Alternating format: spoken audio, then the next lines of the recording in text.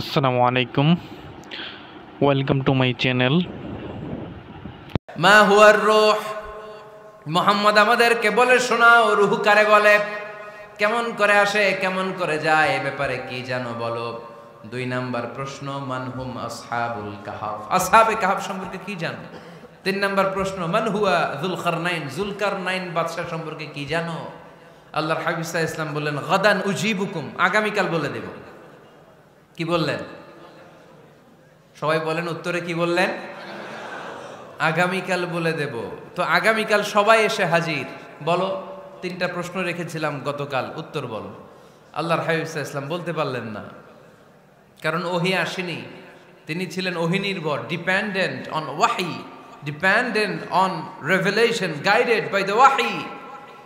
তিনি এর পরের দিনে বললেন গাদান উজিবুকুম, আগামীকাল বলবো। এর পরের দিনে এরা এসে হাজির, উত্তর নাই। আল্লাহর হাবিব সাল্লাল্লাহু আলাইহি ওয়াসাল্লাম আবারও বললেন গাদান উজিবুকুম, আগামীকাল বলবো। এরপরের দিনে এরা এসে হাজির। এরকম 1 দিন 2 দিন 3 দিন নয়, টানা 15 দিন আল্লাহর হাবিব সাল্লাল্লাহু আলাইহি ওয়াসাল্লামের প্রশ্নগুলোর উত্তর করতে পারেন নাই। আল্লাহর হাবিব সাল্লাল্লাহু আলাইহি সাল্লামের নবুয়তি জিন্দেগিতে এত বিব্রতকর পরিস্থিতিতে তিনি কখনো পড়েন নাই। ইহুদিরা প্রতিদিন এসে হট্টগোল করে আর মক্কায় রটনা ছড়ায়, দেখো এই লোকটা যদি সত্যিই নবী হতো তাহলে তো উত্তর করতে পারতো, ঠিক কি না? যেহেতু উত্তর করতে পারে না, আসলে সে আসল নবী নয়, সে ভণ্ড নবী, মিথ্যা নবী। পড়েন না আউযুবিল্লাহ। 15 দিন পর আল্লাহ আয়াত নাযিল করলেন, ওয়ালা তাকুলান্না লিশাইইন ইন্নী ফাইলুন যালিকা গাদা ইল্লা আইয়াশা আল্লাহ। ও নবী, ভবিষ্যতের ব্যাপারে সামনে থেকে যখন আপনি ওয়াদা দিবেন, ওয়াদা দেওয়ার সময় ইনশাআল্লাহ শব্দটা মিলিয়ে দিবেন। সুবহানাল্লাহ পড়েন। আল্লাহর হাবিব সাল্লাল্লাহু আলাইহি সাল্লামকে শিখানোর মধ্য দিয়ে গোটা উম্মাহকে আল্লাহ শিখাই দিলেন যে ভবিষ্যতের কমিটমেন্ট যখন দিব, প্রমিস যখন দিব, প্রমিস দেওয়ার সময় কি বলবো? কি বলবো? আল্লাহর হাবিব সাল্লাল্লাহু আলাইহি সাল্লাম ইনশাআল্লাহ বলতে ভুলে গিয়েছিলেন। এজন্য 15 দিন, টানা 15 দিন ওহী আসে নাই। আল্লাহর হাবিব সাল্লাল্লাহু আলাইহি সাল্লাম একবার মসজিদে নববীতে ঢুকলেন, ঢুকেই দেখলেন সাহাবারা কথা বলছে। এক সাহাবী বললেন, আমার কাছে তো সবচেয়ে অবাক লাগে যে আল্লাহ তাআলা সর্বপ্রথম যে মানুষকে বানালেন ওনার নাম কি? সবাই পড়েন। তুমি মাটির আদমকে প্রথম সৃষ্টি করিয়া ঘোষণা করিয়া দিলে শ্রেষ্ঠ বলিয়া, তাই তো নূরের ফেরেশতা করে আদমকে সেজদা, ঠিক কিনা? তাই তো নূরের ফেরেশতা করে হে আদমকে সেজদা, সবার চেয়ে সম্মান দিলে মাটির আদমকে। আল্লাহু আল্লাহু তুমি জাল্লে জালালুহু, শেষ করা তো যায় না গে তোমার গুণগান। আল্লাহু আল্লাহু, সুবহানাল্লাহ পড়েন। এই সাহাবী বললেন যে আমার কাছে সবচেয়ে অবাক লাগে যে আল্লাহ তাআলা প্রথম মানুষ হিসেবে আদম আলাইহিস সালামকে বানালেন আর ওনাকে উপাধি দিলেন সফিউল্লাহ। আদম আলাইহিস সালামের উপাধি উত্তর দিতে হবে আওয়াজ করে। আদম আলাইহিস সালামের উপাধি কি ছিল? সফিউল্লাহ। আল্লাহর হাবিব সাল্লাল্লাহু আলাইহি ওয়াসাল্লাম দূরে দাঁড়িয়ে শুনছেন সাহাবাদের কনভারসেশন। আরেক সাহাবা বললেন, আরে আমার কাছে তো এর চেয়েও বেশি অবাক লাগে যে তিনি মুসা আলাইহিস সালামকে বানিয়েছেন নাজিউল্লাহ। নাজিউল্লাহ, যে আল্লাহর সাথে না যা ইউনাজি, মুনাজাত করে, গোপনে কথা বলে, কালিমুল্লাহ। এটা অবাক লাগে যে আল্লাহ তাআলা কোনো মিডিয়া ছাড়া, ভায়া ছাড়া, মাধ্যম ছাড়া পৃথিবীর একটা মানুষের সাথে সরাসরি কথা বলবেন। আমার কাছে তো ওনার মর্যাদাটা সবচেয়ে বড় মর্যাদা মনে হয়, উনি নাজিউল্লাহ। আরেক সাহাবা বললেন, আমার কাছে তো এর চেয়েও বেশি অবাক লাগে সাইয়েদনা ইব্রাহিম আলাইহিস সালামের ব্যাপারটা, কারণ ওনাকে আল্লাহ তাআলা বানিয়েছেন খলিলুল্লাহ। তাহলে একজনকে পাওয়া গেল সফিউল্লাহ, আরেক নবীকে পাওয়া গেল কালিমুল্লাহ বা নাজিউল্লাহ, আরেক নবীকে পাওয়া গেল খলিলুল্লাহ। এই কনভারসেশন যখন আল্লাহর হাবিব সাল্লাল্লাহু আলাইহি ওয়াসাল্লাম শুনলেন, আল্লাহর হাবিব সাল্লাল্লাহু আলাইহি ওয়াসাল্লাম মসজিদে নববীতে প্রবেশ করে সাহাবাদেরকে বললেন, তোমরা যা বলেছো আমি সব শুনেছি, তোমরা যা বলেছো সব সত্যই বলেছো, ঠিকই বলেছো। আল্লাহ তাআলা একজনকে বানিয়েছেন সফিউল্লাহ, একজনকে বানিয়েছেন খলিলুল্লাহ, একজনকে বানিয়েছেন কালিমুল্লাহ। তবে জেনে রেখো আমি হচ্ছি হাবিবুল্লাহ, আমি হাবিবুল্লাহ। The higher status, the highest peak of the status, সবচেয়ে উঁচু স্ট্যাটাস হচ্ছে আমার। খলিলুল্লাহ মানে আল্লাহর বন্ধু, হাবিবুল্লাহ মানে হচ্ছে আল্লাহর বন্ধু। কিন্তু খলিলুল্লাহ এমন বন্ধু যেই বন্ধু আল্লাহকে খুশি করার জন্য কাজ করে, আর হাবিবুল্লাহ হচ্ছে আল্লাহর এমন বন্ধু যেই বন্ধুকে খুশি রাখার জন্য আল্লাহ নিজেই কাজ করে। আল্লাহর হাবিব সাল্লাল্লাহু আলাইহি ওয়াসাল্লাম ছিলেন হাবিবুল্লাহ। চিল্লায় বলেন তিনি কি ছিলেন? হাবিবুল্লাহ। এত মর্যাদা, এত সম্মান, এত স্ট্যাটাস গোটা বিশ্বের দ্বিতীয় কারো আছে? আল্লাহর হাবিব সাল্লাল্লাহু আলাইহি ওয়াসাল্লামের নুরানি চেহারার মতো চেহারা পৃথিবীর অন্য কারো আছে? কোন দিক দিয়ে আল্লাহর হাবিবের সাথে কোনো মানুষের কোনো ধরনের কম্পারিজন, তুলনা চলতে পারে না। Whether it's the fitness, whether it's the skin colour, whether it's the sound, whether it's the status, he is out of any kind of comparison. তিনি সব ধরনের তুলনার ঊর্ধ্বে। As a father, as a teacher, as a commander, as a lawgiver, as a lawmaker, as a reformer of the society, Muhammad is the superman of the world. সুবহানাল্লাহ পড়তে পারলেন না? স্বামী হিসেবে, বাবা হিসেবে, নেতা হিসেবে, সমাজ সংস্কারক হিসেবে, নবী হিসেবে আল্লাহ রাসূল সাল্লাল্লাহু আলাইহি ওয়াসাল্লাম হচ্ছেন এই পৃথিবীর একজন সুপারম্যান। আল্লাহু আকবার। যার উপর একবার দুরূদ পড়লে 10টি রহমত নাজিল করে কে? 10টি গুনাহ মাফ করে কে? যিনি দুরূদ পড়লো তার স্ট্যাটাসকে 10 গুণ বাড়িয়ে দেয় কে? ওই হাবিব সাল্লাল্লাহু আলাইহি ওয়াসাল্লামের উম্মত হতে পেরে আমরা খুশি না বেজা? আমরা আল্লাহর রাসূল সাল্লাল্লাহু আলাইহি ওয়াসাল্লামকে আজকে জানার চেষ্টা করব কোরআনের আলোকে। ইনশাআল্লাহ পড়েন। আল্লাহর হাবিব সাল্লাল্লাহু আলাইহি ওয়াসাল্লাম এতটাই মর্যাদার অধিকারী, ওনার স্ট্যাটাস এত হাই, উনি যদি ওনার মুখ দিয়ে কখনো বলেছেন ইয়েস, ওইটা শরীয়তেও ইয়েস।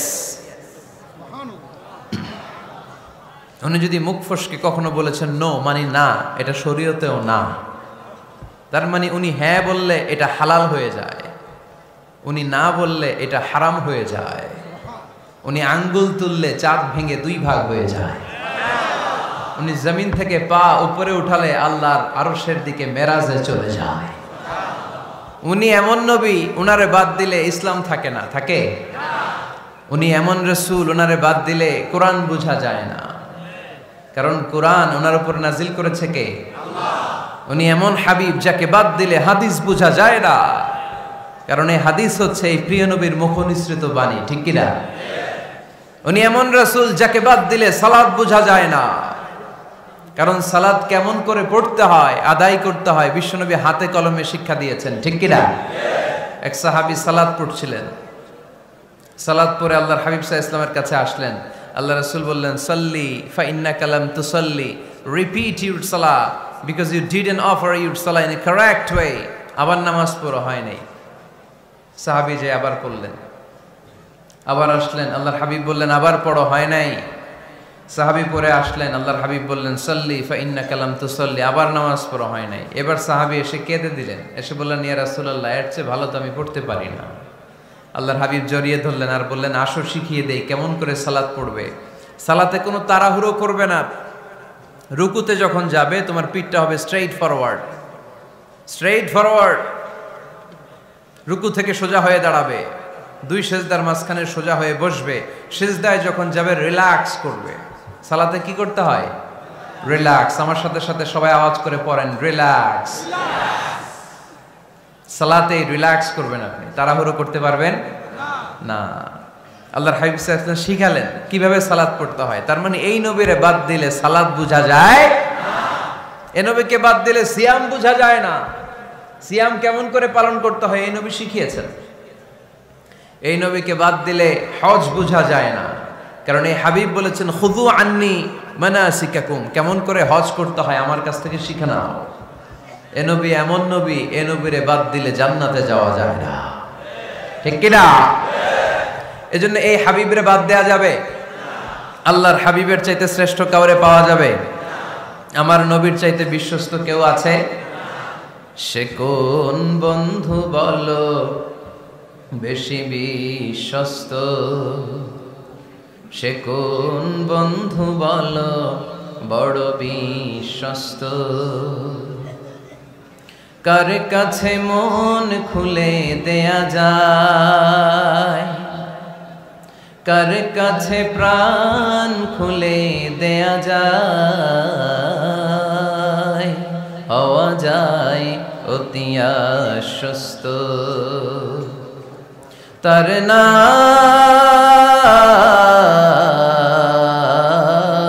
আহমদ বড় বিশ্বস্ত। সুবহানাল্লাহ। ওনার চাইতে বিশ্বস্ত গোটা দুনিয়ায় দ্বিতীয় কাউকে খুঁজে পাওয়া যাবে। এজন্য উনি যা নিয়ে এসেছেন ওইটাই আমাদেরকে ধরতে হবে, because he is our model. তিনি আমাদের সেলিব্রিটি, তিনি আমাদের মডেল। তিনি যেমন যেমন করেছেন তেমন তেমন করলে লাভ না লস? আওয়াজ করে বলতে হবে লাভ না লস? এজন্য আল্লাহর হাবিব সাল্লাল্লাহু আলাইহি ওয়াসাল্লামের আদর্শই আমাদের আদর্শ, ঠিক কি না? ওমা আতাকুমুর রাসূলু ফাখুযুহু ওমা নাহাকুম আনহু ফান্তাহু। Whatever he brings with, take it.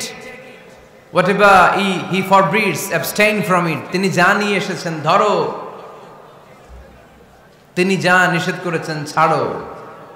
পারা যাবে?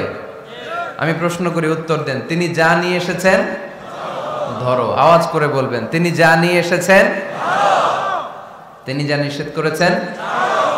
এতেই কল্যাণ, দুনিয়াতেও কল্যাণ, আখিরাতেও কল্যাণ, ঠিক কি না? যা নিয়ে এসেছেন এতে বারাকা, যা নিয়ে এসেছেন এতে কল্যাণ, যা নিয়ে এসেছেন এতে রাহমা। যেটাই নিষেধ করেছেন ওটার মধ্যে গজব, ঠিক কি না? যেটাই নিষেধ করেছেন ওটার মধ্যে ক্ষতি, যা তিনি বারণ করেছেন ওইটাতে লস। আমরা লসের খাতায় নাম তুলতে চাই না। এজন্য আল্লাহর হাবিব সাল্লাল্লাহু আলাইহি ওয়াসাল্লাম যা নিয়ে এসেছেন আমরা সেটাই ধরব, যা থেকে তিনি বারণ করেছেন ওটা ছাড়বো। আমাদের মডেল হচ্ছে নবীরা, ঠিক কিনা? নায়ক নায়িকা, গায়ক গায়িকা, ক্রিকেটার, বিজনেস ম্যাগনেট, এরা আমাদের মডেল নয়। আমাদের মডেল হচ্ছে বিশ্বনবী মুহাম্মদ সাল্লাল্লাহু আলাইহি ওয়াসাল্লাম। ইউরোপে, খোদ ইউরোপে বর্তমানে এই নামটা সবচেয়ে বেশি জনপ্রিয়, MUHAMMAD। সুবহানাল্লাহ পড়বেন না? সবচেয়ে জনপ্রিয় নাম কি? মুহাম্মদ। কারণ ইউরোপের ইয়াং সোসাইটির, মুসলিম ইয়াং সোসাইটির ছেলেরা এমনভাবে তারা দাওয়াতি কাজ করতে শুরু করেছে, বিষ্ণু ঈসা ইসলামের নামটা গোটা ইউরোপ জুড়ে ছড়িয়ে পড়েছে। কিছু ছেলে ক্লিনলিনেস অ্যাওয়ারনেস ক্যাম্পেইন করেছে, পরিচ্ছন্নতা অভিযান। যেখানেই ময়লা ক্লিন করে, কিন্তু কোনো কথা বলে না। প্রত্যেক একটা টি শার্ট গায়ে দেয়, একটা গেঞ্জি পরে, ওই টি শার্টের পেছনে লেখা থাকে MUHAMMAD, মানে কি? মুহাম্মদ। যারাই তাদের কার্যক্রম দেখে তারা দেখে তাদের গেঞ্জির পিছনে লেখা MUHAMMAD। কি চমৎকার আইডিয়া! ইউরোপিয়ান লোকদের মাথায় চিন্তা, কারা এরা, এত ভদ্র কেন, কেন এত পরিচ্ছন্নতার অভিযান করে, আর তাদের গেঞ্জির পিছনেই এই শব্দটা লেখা কেন, MUHAMMAD? Who is this personality? We don't know anything about him. আমরা তো কিছু জানি না ওনার ব্যাপারে। Then they search in Google. তারা গুগল করে, ইন্টারনেটে সার্চ দেয় মুহাম্মদ লিখে। ইন্টারনেট তাদেরকে মুহাম্মদ সাল্লাল্লাহু আলাইহি ওয়াসাল্লামের জীবনী দিয়ে দেয়। তারা মনের অজান্তেই বিশ্বনবীর জীবনী জেনে বিশ্বনবীর আশেক হয়ে যায়, বিশ্বনবীর প্রেমে পাগল হয়ে যায়। যাদের নসিব ভালো, অনেকে কালিমা পড়ে মুসলমান হয়ে যায়। এজন্য বিশ্বনবী সাল্লাল্লাহু আলাইহি ওয়াসাল্লাম তিনি হচ্ছেন আমাদের মডেল, ঠিক কিনা?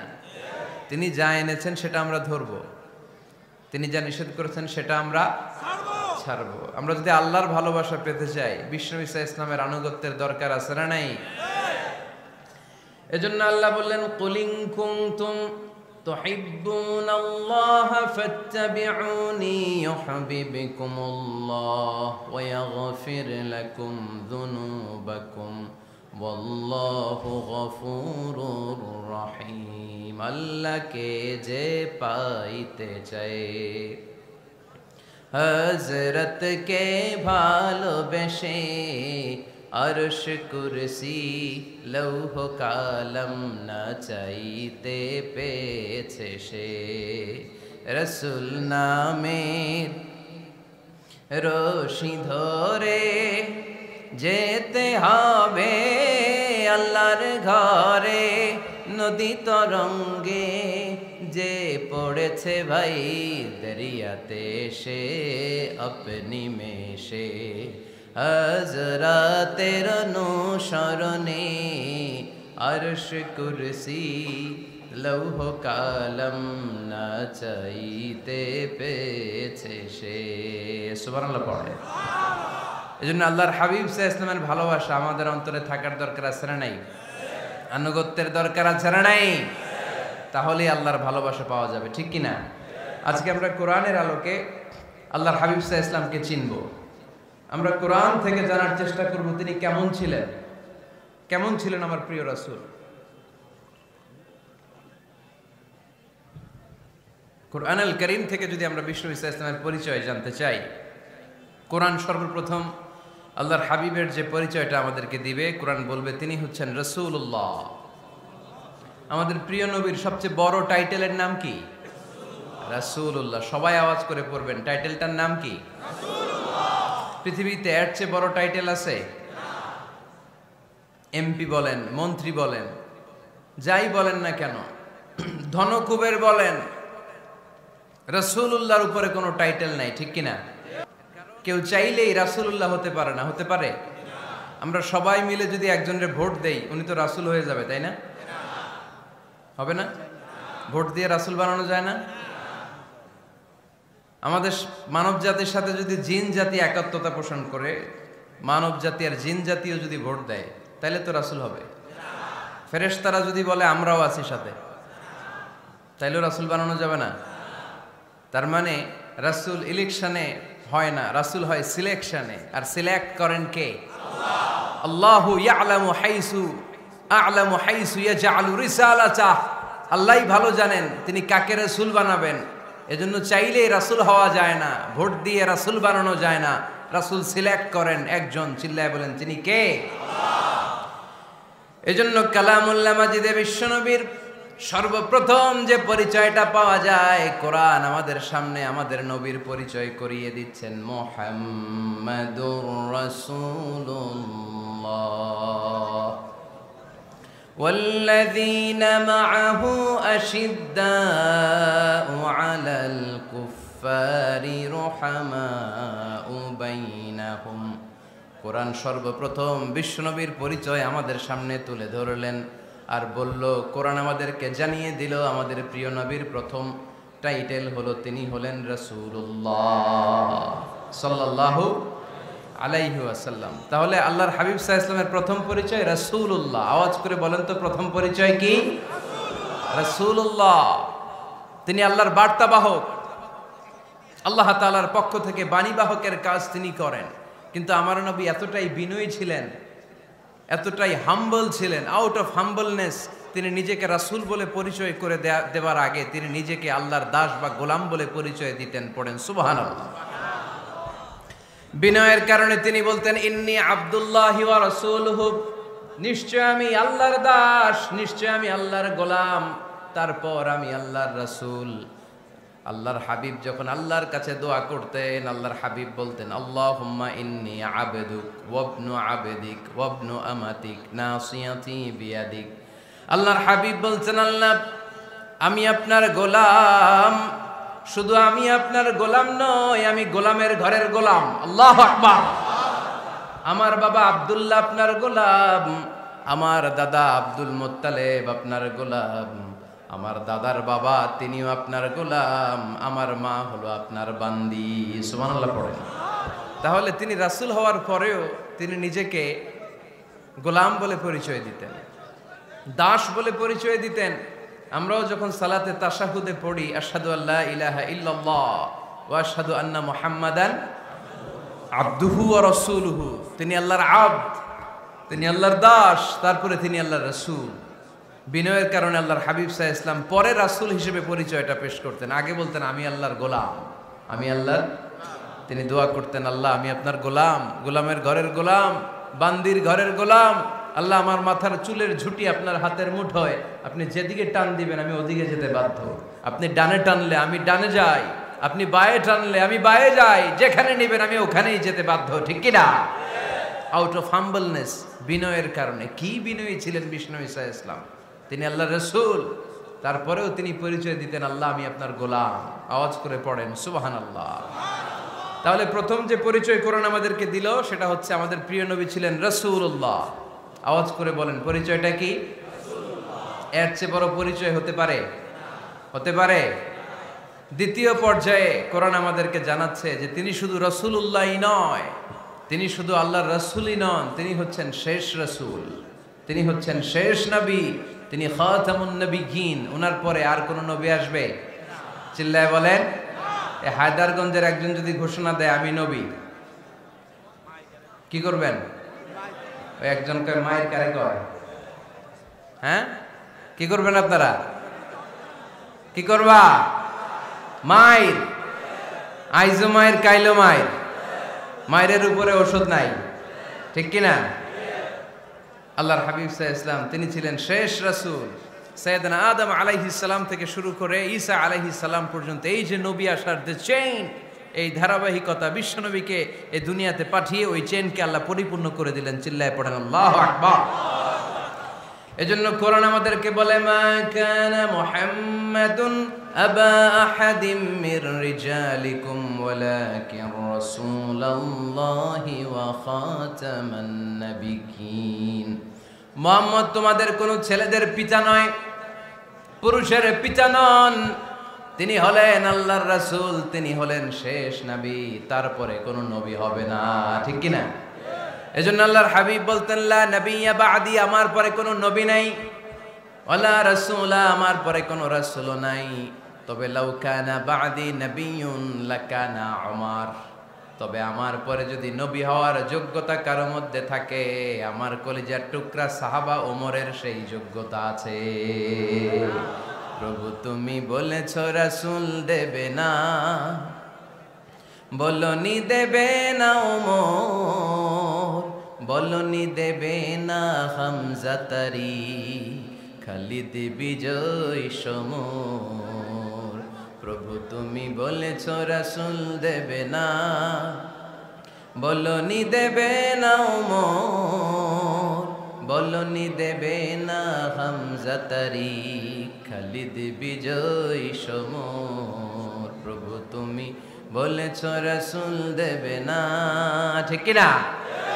আল্লাহর হাবিব বললেন আমার পরে কোনো নবী নাই, আমার পরে কোনো রাসূল নাই, তবে আমার পরে যদি নবী হওয়ার যোগ্যতা কারো থাকে, ওমরের সেই যোগ্যতা আছে। সুবহানাল্লাহ পড়েন। আল্লাহর হাবিব সাল্লাল্লাহু আলাইহি ওয়াসাল্লামের জামানায় এক লোক নবুয়তি দাবি করেছিল, ওর নাম ছিল মুসাইলামা। নাম কি ছিল? নাম শুনছেন না আপনারা? এসে নবুয়তির দাবি করে বলে ইয়া মুহাম্মদ আন-নবুওয়াতু নিসফুন লাকা ওয়া নিসফুন লি, নবুয়ত তোমার অর্ধেক আমার অর্ধেক, আমার অর্ধেকটা আমারে বুঝায় দাও। নাউজুবিল্লাহ পড়বেন না? আল্লাহর হাবিব বললেন কি নাম তোর? এই বেয়াদবটা বলল আমার নাম মুসাইলামা। আল্লাহর হাবিব বললেন আজ থেকে তুই শুধু মুসাইলামা নয়, আজ থেকে তুই মুসাইলামাতুল কাযযাব, মিথ্যাবাদী ভণ্ড মুসাইলামা, ঠিক কি না? এই বেয়াদবটা বিশ্বনবীকে কপি করত, আমার নবী যেমন যেমন করতেন ও তেমন তেমন করত।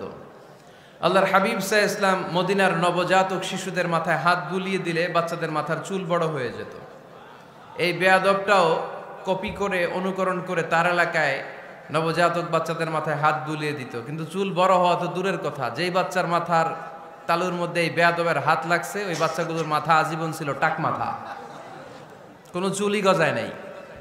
আল্লাহর হাবিব সাল্লাল্লাহু আলাইহি ওয়াসাল্লাম লোনা পানির কুয়ার ভেতরে কুলি করে ফেলে দিলে ওই কুয়ার পানি মিঠা পানির কুয়ায় পরিণত হয়ে যেত, আর এই বেয়াদব মিঠা পানির কুয়ার মধ্যে কুলি ফেললে ওটা লোনা পানির কুয়া হয়ে যেত।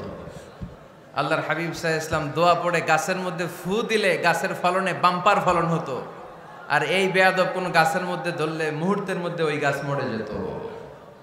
তার মানে নবীর সাথে বেয়াদবি করেছে, ঠিক কিনা? আল্লাহর হাবিব সাল্লাল্লাহু আলাইহি ওয়াসাল্লামের পরে আর কোন নবী আছে? মির্জা গোলাম আহমদ কাদিয়ানী নাম শুনছেন? শোনেন নাই? কে কে হাত তোলেন তো, সবাই শুনছেন?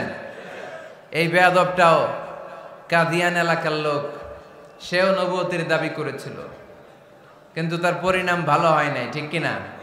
নবীরা পবিত্র, নবীরা যেই জায়গাটায় মারা যায় ওই জায়গাটাও পবিত্র, কিন্তু এই বেয়াদবটা মারা গেছে টয়লেটের ভেতরে, টয়লেটের টাঙ্কি ভেঙে পায়খানার গোডাউনের ভেতরে পড়ছে, পায়খানা খাইতে খাইতে পেটটা হয়ে গেছে এত বড়, মেথর এনে শিকল দিয়ে বেঁধে টেনে হিচড়ে একে উপরে ওঠানো লাগছে। এগুলো প্রমাণ করে আল্লাহর হাবিব সাল্লাল্লাহু আলাইহি ইসলামের পরে কেউ যদি নবুয়তির দাবি করে তার পরিণাম ভালো হয় না। চিল্লায় বলেন ঠিক কিনা? এজন্য সহিহ মুসলিমের বর্ণনা, আল্লাহর নবী বললেন, মাসালি ওয়া মাসালুল আমবিয়াই মিন ক্বাবলি কামাসালি রাজুলিন বানা বাইতান, আমার দৃষ্টান্ত আর আমার আগের নবীদের দৃষ্টান্ত ওই ব্যক্তির মতো যেই ব্যক্তি একটা ঘর বানিয়েছে। কি বানিয়েছে? খেয়াল করে শুনবেন, আল্লাহর হাবিব বললেন আমার দৃষ্টান্ত আর আগের সব নবীদের দৃষ্টান্ত হচ্ছে ওই ব্যক্তির মতো যে ব্যক্তি একটা ঘর বানিয়েছে, যে ঘরটা অনেক সুন্দর করে সে ডিজাইন করেছে। ঘরের ডানে বায়ে উপরে নিচে সামনে পেছনে এত সুন্দর ডিজাইন, নিখুঁত, খুঁত ধরার মতো কোনো জায়গা নাই। লোকজন এসে যারাই ঘরটা দেখে সবাই বলে বাহ বাহ। কি বলে? এত সুন্দর ঘর আমরা দেখি নাই। তবে একটা জায়গায় একটা ভুল ছিল, একটা জায়গায় একটা খুঁত ছিল। ঘরের একটা ওয়ালে ইটের গাঁথুনির জায়গাটাতে এক জায়গায় একটা ইটা কম ছিল। কি কম ছিল? ইটা কম ছিল। সবাই বললো তোমার ঘরটা অনেক সুন্দর, এক জায়গায় একটু সমস্যা, দেয়ালের গাঁথুনিতে একটা ইটা নাই। বিশ্বনবী সাল্লাল্লাহু আলাইহি সাল্লাম বলেন, ফা আনাল লাবিনা ওয়া আনা খাতামুন নাবিয়িন, আমি হচ্ছি সেই ইটা। আমাকে যখন আল্লাহ তাআলা ওই জায়গায় গ্যাপ পূরণের জন্য রেখে দিল, গোটা বিশ্বটা উজালা হয়ে গেল, নবুয়তের মালাটা পরিপূর্ণ হয়ে গেল। ফা আনাল লাবিনা ওয়া আনা খাতামুন নাবিয়িন, আমি হলাম সেই ইটা। আমাকে যখন আল্লাহ তাআলা দুনিয়ায় পাঠালেন, গোটা দুনিয়াটারে আলোকিত করে দিল কে? এরা হতে হেলে দুলে নুরানি তনু ওকে আসে হায়, সারা দুনিয়ার হেরে মেরে পর্দা খুলে খুলে যায়। সে যে আমার কামলিওয়ালা কামলিওয়ালা, সে যে আমার কামলিওয়ালা কামলিওয়ালা, তার ভাবে বিভোল রাঙ্গা পায়ের তলে, পর্বত জঙ্গল টল মল টলে, খুরমা খেজুর বাদাম জাফরানি ফুল ঝরে ঝরে যায়। সে যে আমার কামলিওয়ালা কামলিওয়ালা। সুবহানাল্লাহ পড়েন। এজন্য আল্লাহর হাবিব বলতেন, আমি শেষ নবী, আমি শেষ রাসূল, আমার পরে কোনো রাসূল নাই, আমি হলাম খাতামুন নাবিয়িন। সুবহানাল্লাহ পড়েন। তাহলে কোরআন সর্বপ্রথম আল্লাহর হাবিবের যে পরিচয়টা দিল সেটা হচ্ছে আল্লাহর হাবিব হচ্ছেন রাসূলুল্লাহ। আওয়াজ করে বলেন তো, তিনি কি ছিলেন? আল্লাহ রাসূল ছিলেন। দ্বিতীয় যে পরিচয়টা কোরআন আমাদেরকে দেয় সেটা হচ্ছে তিনি যেন তেন রাসূল নন, তিনি হচ্ছেন শেষ রাসূল, শেষ নবী, খাতামুন নাবিয়িন। তার মানে আমার নবীর পরে আর কোন নবী পৃথিবীতে আসবে। তিন নাম্বার কোরআন যে পরিচয়টা আল্লাহর হাবিবের আমাদের সামনে তুলে ধরেছে সেটা হচ্ছে তিনি রাসূল ছিলেন, শেষ রাসূল ছিলেন, তবে তিনি মানুষ ছিলেন। তিনি কি ছিলেন? আওয়াজ করে বলেন। আমার নবী কি জিন ছিল? ফেরেশতা ছিল না? কি ছিল? আওয়াজ করে বলেন, কি ছিল? তিনি মানুষ ছিলেন, তবে যেন তেন মানুষ নন, অসাধারণ মানুষ। কেমন মানুষ? তিনি মানব, সাধারণ মানব নন, তিনি মহামানব। অনেকে বলে ইউসুফ আলাইহিস সালাম নবীদের মধ্যে সবচাইতে সুন্দর নবী ছিলেন, বলে না অনেকে? শোনেন নাই আপনারা? এটা ঠিক, উনি অনেক সুন্দর ছিলেন, কিন্তু আমার নবীর চাইতে বেশি সুন্দর। আল্লাহর হাবিব বলতেন, আনা মালিহুন ওয়া আখি ইউসুফু সাবিহুন, মানে আমি হচ্ছি মালিহ, লাবণ্যময় সুন্দর, আর আমার ভাই ইউসুফ হচ্ছে সাদা সুন্দর। একদিকে লাবণ্যময় সুন্দর, আরেকদিকে সাদা সুন্দর, কোনটার দাম বেশি? চিল্লায় বলতে হবে কোনটা? আল্লাহর হাবিব ছিলেন মালিহ। মালিহ শব্দটা এসেছে মিলহন থেকে। মিলহন মানে লবণ, মিলহন মানে কি? লবণ। লবণ থেকে লাবণ্যময়। আল্লাহর হাবিব ছিলেন মালিহ, এত সুন্দর ছিলেন। আম্মা জান আয়েশা যখন শুনলেন ওয়াকাত্তা'না আইদিয়াহুন, মিশরের নারীরা বুর্তুকাল কাটতে যে, লেবু কাটতে যে, কমলা লেবু কাটতে যে সাইয়েদনা ইউসুফ আলাইহিস সালামকে যখন দেখলেন, আল্লাহর নবী ইউসুফ আলাইহিস সালামের চেহারার মাধুর্যতা এত সুন্দর ছিল, এত চমৎকার চেহারার গ্ল্যান্স, এটা দেখে মিশরের নারীরা লেবু কাটতে যে আঙ্গুল কেটে ফেলেছিল। আল্লাহর কোরআন সাক্ষী। সুবহানাল্লাহ পড়ে। এই ঘটনা যখন আম্মা জান আয়েশা রাদিয়াল্লাহু তাআলা আনহা শুনলেন, তিনি বললেন, ও মিশরের নারীরা, তোমরা ইউসুফ নবীর সৌন্দর্য দেখে লেবু কাটতে যে আঙ্গুল কেটেছো, আমার স্বামী বিশ্বনবী মুহাম্মদ সাল্লাল্লাহু আলাইহি ওয়াসাল্লামের চেহারা যদি দেখতা তাহলে লেবু কাটতে যে আঙ্গুল নয় কলিজাটা কেটে টুকরা টুকরা করে দিতা। আবার আম্মা জান আয়েশা বলেন, তোমাদের জন্য একটা সূর্য আছে, আমার জন্য একটা সূর্য আছে, তোমাদের সূর্য আমার সূর্যের মতো নয়, আমার সূর্যটাও তোমাদের সূর্যের মতো নয়। তোমাদের সূর্যটা প্রতিদিন সকালবেলা পূব আকাশে উদিত হয়ে গোটা বিশ্বটারে আলোকিত করে ফেলে, কিন্তু আমার সূর্যটা সকালবেলা উদিত হয় না। সাল্লাল্লাহু আলাইহি ওয়াসাল্লাম তিনি মানুষ ছিলেন, তবে সাধারণ মানুষ নন, অসাধারণ মানুষ। নবী ছিলেন, যেন তেন নবী নন, মহানবী, মানব কিন্তু মহামানব, ঠিক কিনা? এজন্য কোরআন আমাদেরকে জানিয়ে দেয়, কুল ইন্নামা আনা বাশারুম মিসলুকুম ইউহা ইলাইয়া আন্নামা ইলাহুকুম ইলাহুন ওয়াহিদ। ও নবী, আপনি বলে দেন নিশ্চয় আমি তোমাদের মতোই মানুষ, কিন্তু আমার কাছে ওহী আসে, তোমাদের কাছে আসে না, ঠিক কিনা? মানুষ কোন সেন্সে? মানুষ এই সেন্সে তিনি মানুষ যে আমরা দুনিয়াতে মা বাবার মাধ্যমে আসি, তিনিও এসেছেন। আমরা পৃথিবীতে বিয়ে করি, আল্লাহর হাবিবও করেছেন। আমরা বিয়ে করলে সন্তান হয়, আল্লাহর হাবিব সাল্লাল্লাহু আলাইহি ইসলামের 4 কন্যা 3 পুত্র সন্তান ছিল। আমরা আমাদের আঘাত পেলে গা ঝরে রক্ত বেরোয়, আল্লাহর হাবিব সাল্লাল্লাহু আলাইহি ইসলামের উহুদের ময়দানে দাঁত ভেঙে রক্ত ঝরেছে, ঠিক কিনা? এই সেন্সে তিনি মানুষ, কিন্তু সাধারণ মানুষ নন, তিনি অসাধারণ মানুষ, অসাধারণ, আনপ্যারালাল, ইউনিক, ফ্যান্টাস্টিক। আল্লাহর হাবিবের সাথে কারো তুলনা চলে না। আল্লাহর হাবিব সাল্লাল্লাহু আলাইহি ওয়াসাল্লাম বলেন, আল্লাহ তাআলা গোটা বিশ্বের সবাইকে তৈরি করে 2 ভাগ করলেন। কয় ভাগ? 1 ভাগ জান্নাতি, 1 ভাগ জাহান্নামী। আমাকে আল্লাহ তাআলা জান্নাতীদের মধ্যে প্রেরণ করলেন।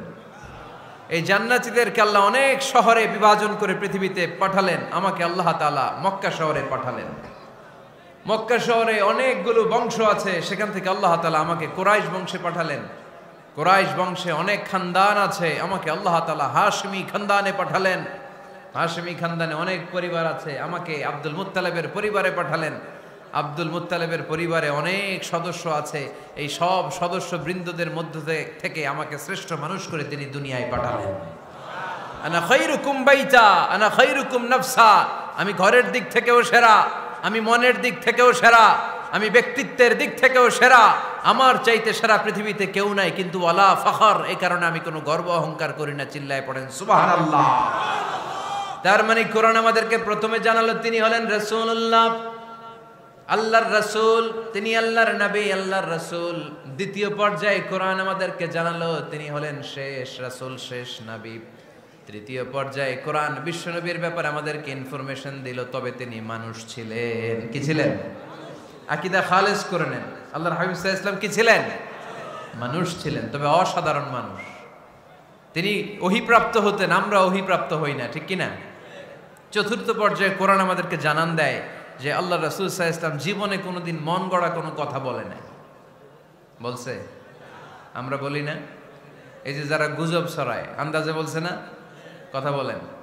আল্লাহর হাবিব সাল্লাল্লাহু আলাইহি ওয়াসাল্লাম জীবনে মন গড়া কোনো কথা বলেছে? মন মস্তিষ্ক প্রসূত কিছু বলেছে? মন যা চায় তা তিনি বলেন? বলেন না, মন গড়া বলেন না। Because he was guided by wahi, he was guided by the revelation. তিনি ওহী দ্বারা গাইডেড, ওহী তাকে ওনাকে পথ দেখায়। মন গড়া তিনি কিছু বলেন না, কোন নবী মন গড়া কিছু বলেন না। এজন্য নবীদের কথার মধ্যে কোনো অমিল নাই। এমনকি কখনো হয়েছে এক নবী এসে বলেছে পৃথিবীতে যে আল্লাহ একজন, আরেক নবী এসে বলছে না 2-3 জনও হতে পারে? বলেছে? কোন নবী এসে বলেছে যে আখিরাত আছে, the day of judgement, the day of accountability, দুনিয়াতে যা করেছো এগুলোর জন্য আল্লাহর সুপ্রিম কোর্টের কাঠগড়ায় দাঁড়াতে হবে, আখিরাত বলে একটা ব্যাপার আছে? আরেক নবী এসে বলছে না আখিরাত ফাকিরাত কিছু নাই, দুনিয়াকে মজা লেলো, দুনিয়া তোমারই হ্যায়, এই দুনিয়াই সব শেষ। এরকম কি কখনো হয়েছে? না। কিন্তু এই পৃথিবীর কবিরা এক এক কবি এক এক কথা বলে, এক এক নবী এক এক কথা বলে, এরকম হয় না। কিন্তু এক এক কবি এক এক কথা বলে, এক এক দার্শনিক এক এক কথা বলে, ঠিক কি না? এক দার্শনিক থিওরি দাঁড় করালো মানুষ হচ্ছে পেট সর্বস্ব জীব। মানুষের পেটের সমস্যা বড় সমস্যা, এ সমস্যার সমাধান হয়ে গেলে সব সমাধান। আরেক দার্শনিক এসে বলল না, মানুষের যৌন সমস্যা সবচেয়ে বড় সমস্যা, সেক্সুয়াল প্রবলেম, এইটা সমাধান হলে সব সমাধান। আরেক দার্শনিক এসে বলে না, পেটের সমস্যাও বড় সমস্যা না, যৌন সমস্যাও বড় সমস্যা না, মানুষ আসলে মানুষই না, মানুষ হলো বান্দর।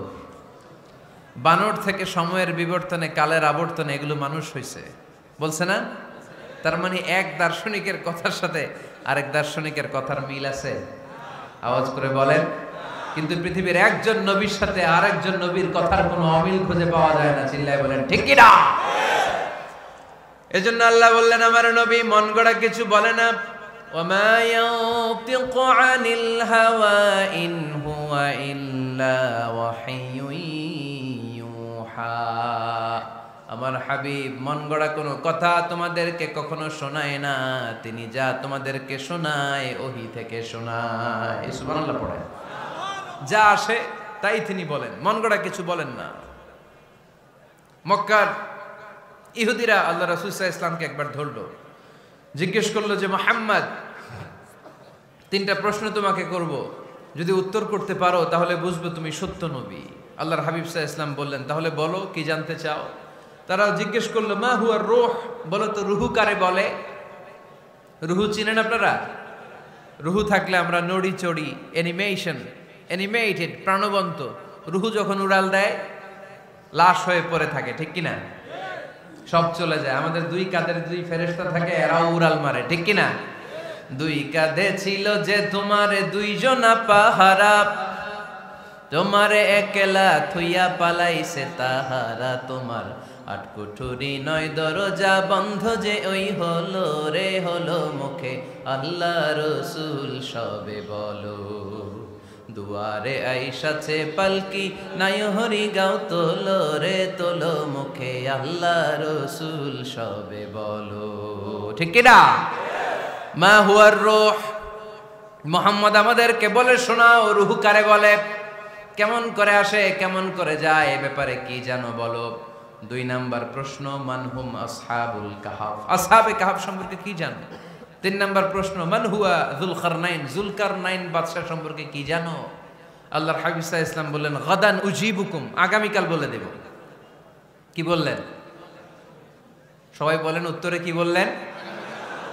আগামীকাল বলে দেব। তো আগামীকাল সবাই এসে হাজির। বলো, তিনটা প্রশ্ন রেখেছিলাম গতকাল, উত্তর বলো। আল্লাহর হাবিব সাল্লাল্লাহু আলাইহি ওয়াসাল্লাম বলতে পারলেন না, কারণ ওহী আসেনি। তিনি ছিলেন ওহী নির্ভর, ডিপেন্ডেন্ট অন ওয়াহি, dependent on revelation, guided by the ওয়াহি। তিনি এর পরের দিনে বললেন, গাদান উজিবুকুম, আগামীকাল বলবো। এর পরের দিনে এরা এসে হাজির, উত্তর নাই। আল্লাহর হাবিব সাল্লাল্লাহু আলাইহি ওয়াসাল্লাম আবারও বললেন, গাদান উজিবুকুম, আগামীকাল বলবো। এর পরের দিনে এরা এসে হাজির। এরকম একদিন, দুই দিন, তিন দিন নয়, টানা 15 দিন আল্লাহর হাবিব সাল্লাল্লাহু আলাইহি ওয়াসাল্লামের প্রশ্নগুলোর উত্তর করতে পারেন নাই। আল্লাহর হাবিব সাল্লাল্লাহু আলাইহি সাল্লামের নবুয়তি জিন্দেগিতে এত বিব্রতকর পরিস্থিতিতে তিনি কখনো পড়েন নাই। ইহুদিরা প্রতিদিন এসে হট্টগোল করে আর মক্কায় রটনা ছড়ায়, দেখো এই লোকটা যদি সত্যিই নবী হতো তাহলে তো উত্তর করতে পারতো, ঠিক কি না? যেহেতু উত্তর করতে পারে না, আসলে সে আসল নবী নয়, সে ভণ্ড নবী, মিথ্যা নবী। পড়েন না আউযুবিল্লাহ। 15 দিন পর আল্লাহ আয়াত নাযিল করলেন, ওয়ালা তাকুলান্না লিশাইইন ইন্নী ফাইলুন যালিকা গাদা ইল্লা আইয়াশা আল্লাহ। ও নবী, ভবিষ্যতের ব্যাপারে সামনে থেকে যখন আপনি ওয়াদা দিবেন, ওয়াদা দেওয়ার সময় ইনশাআল্লাহ শব্দটা মিলিয়ে দিবেন। সুবহানাল্লাহ পড়েন। আল্লাহর হাবিব সাল্লাল্লাহু আলাইহি সাল্লামকে শিখানোর মধ্য দিয়ে গোটা উম্মাহকে আল্লাহ শিখাই দিলেন যে ভবিষ্যতের কমিটমেন্ট যখন দিব, প্রমিস যখন দিব, প্রমিস দেওয়ার সময় কি বলবো? কি বলবো? আল্লাহর হাবিব সাল্লাল্লাহু আলাইহি সাল্লাম ইনশাআল্লাহ বলতে ভুলে গিয়েছিলেন। এজন্য 15 দিন, টানা 15 দিন ওহী আসে নাই। 15 দিন পরে আল্লাহ তাআলা ওহীর মাধ্যমে বিশ্বনবীকে জানিয়ে দিলেন, ইয়াসআলুনাকা আনির রূহি কুলির রূহু মিন আমরি রাব্বি ওয়া মা উতীতুম মিনাল ইলমি ইল্লা কালিলা।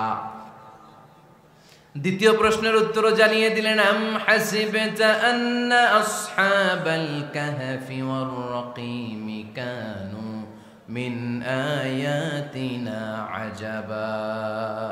3 নম্বর প্রশ্নের উত্তর আল্লাহ নাজিল করলেন, ওয়াসআলুনাকা আন যিল করনাইন কুল সাআতলু আলাইকুম মিনহু যিকরা।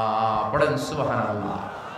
এরপর নবী বললেন, কাদের উত্তর জানা লাগবে, আসো জেনে নাও। রুহু হলো আল্লাহর আদেশ, আল্লাহর আদেশে দেহের মধ্যে রুহুটা ঢুকে আল্লাহর আদেশে বের হয়ে যায়। রুহুকে ধরা যায় না, ছোঁয়া যায় না, ঠিক কি না? রুহু ধরা যায়, ছোঁয়া যায়, দেখা যায়? রুহু দেখছেন কে কে? দেখি লক্ষ্মীপুরের ভাইরা, রুহু দেখছেন আপনারা? রুহুর কালার কেমন জানেন? ওজন কেমন জানেন?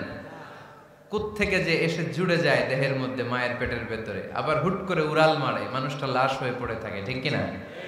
2 নম্বর প্রশ্নের উত্তরে বিশ্বনবী জানিয়ে দিলেন, আসহাবে কাহফ হচ্ছে আল্লাহর প্রিয় 7টা যুবক বান্দা, যারা 309 বছর গুহার মধ্যে ছিল। তারপর তাদেরকে আবার জাগ্রত করে দিয়েছিল কে?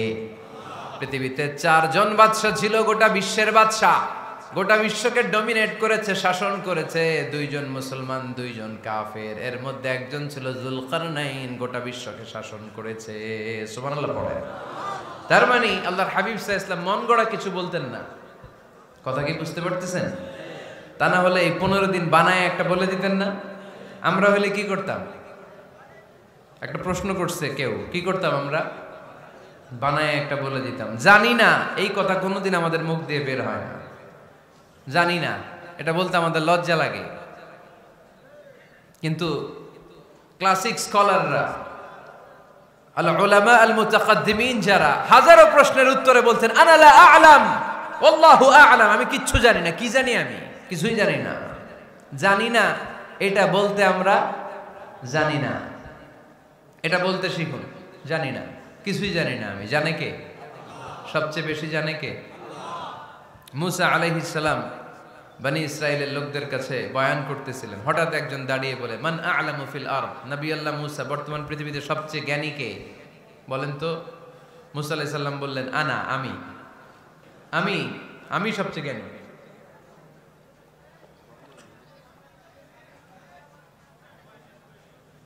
কিন্তু আল্লাহ তাআলার কাছে প্রশ্নের উত্তরটা পছন্দনীয় হয়নি। মুসা আলাইহিস সালামের উত্তরটা ভুল ছিল না, ঠিকই ছিল। কারণ যেই জামানায় আল্লাহ তাআলা যাকে নবী বানিয়ে পাঠান, তাকে সবচেয়ে বেশি জ্ঞান দিয়েই পাঠান, ঠিক কিনা? ওহির জ্ঞানের চাইতে ভারী দামি কোনো জ্ঞান হতে পারে? কিন্তু আল্লাহ তাআলা চেয়েছিলেন মুসা আলাইহিস সালাম যেন বলে আল্লাহু আ'লাম, আল্লাহ সবচেয়ে জ্ঞানী। আল্লাহ বললেন, মুসা তুমি ঠিক বলনি, তুমি সবচেয়ে বড় জ্ঞানী না, তোমার চেয়েও বড় জ্ঞানী এই তল্লাটে আছে। ইযহাব ইলা মাজমাইল বাহরাইন, 2 সাগরের মিলনস্থলে যাও, ওখানে আমার একজন বান্দা আছে, ইসমুহু খাদির, এর নাম হচ্ছে খাদির। কি নাম?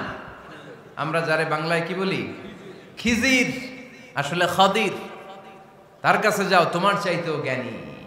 অনেক লম্বা চূড়া ঘটনা। তাহলে জান্নেওয়ালার উপরও জান্নেওয়ালা আছে, জ্ঞানীর উপরও জ্ঞানী আছে। সবচাইতে বড় জ্ঞানী, মহাজ্ঞানী একজন, চিল্লায় বলেন তিনি কে?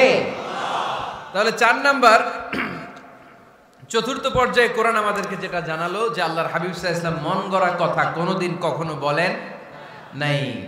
5 নম্বরে কোরআন আমাদেরকে জানায় আল্লাহর হাবিব সাল্লাল্লাহু আলাইহি ওয়াসাল্লাম ছিলেন দয়ার মূর্ত প্রতীক, মায়ার নবী, দয়ার নবী। দয়ার শেষ নাই এই নবীর।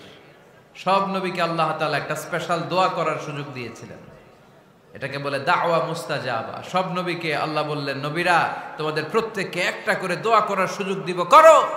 করা মাত্রই কবুল। সব নবীরা এই সুযোগ পেয়ে দোয়া করা শুরু করে দিল, আর আল্লাহ কবুল করে নিলেন। একজন নবী ওই দোয়াটা করেন নাই।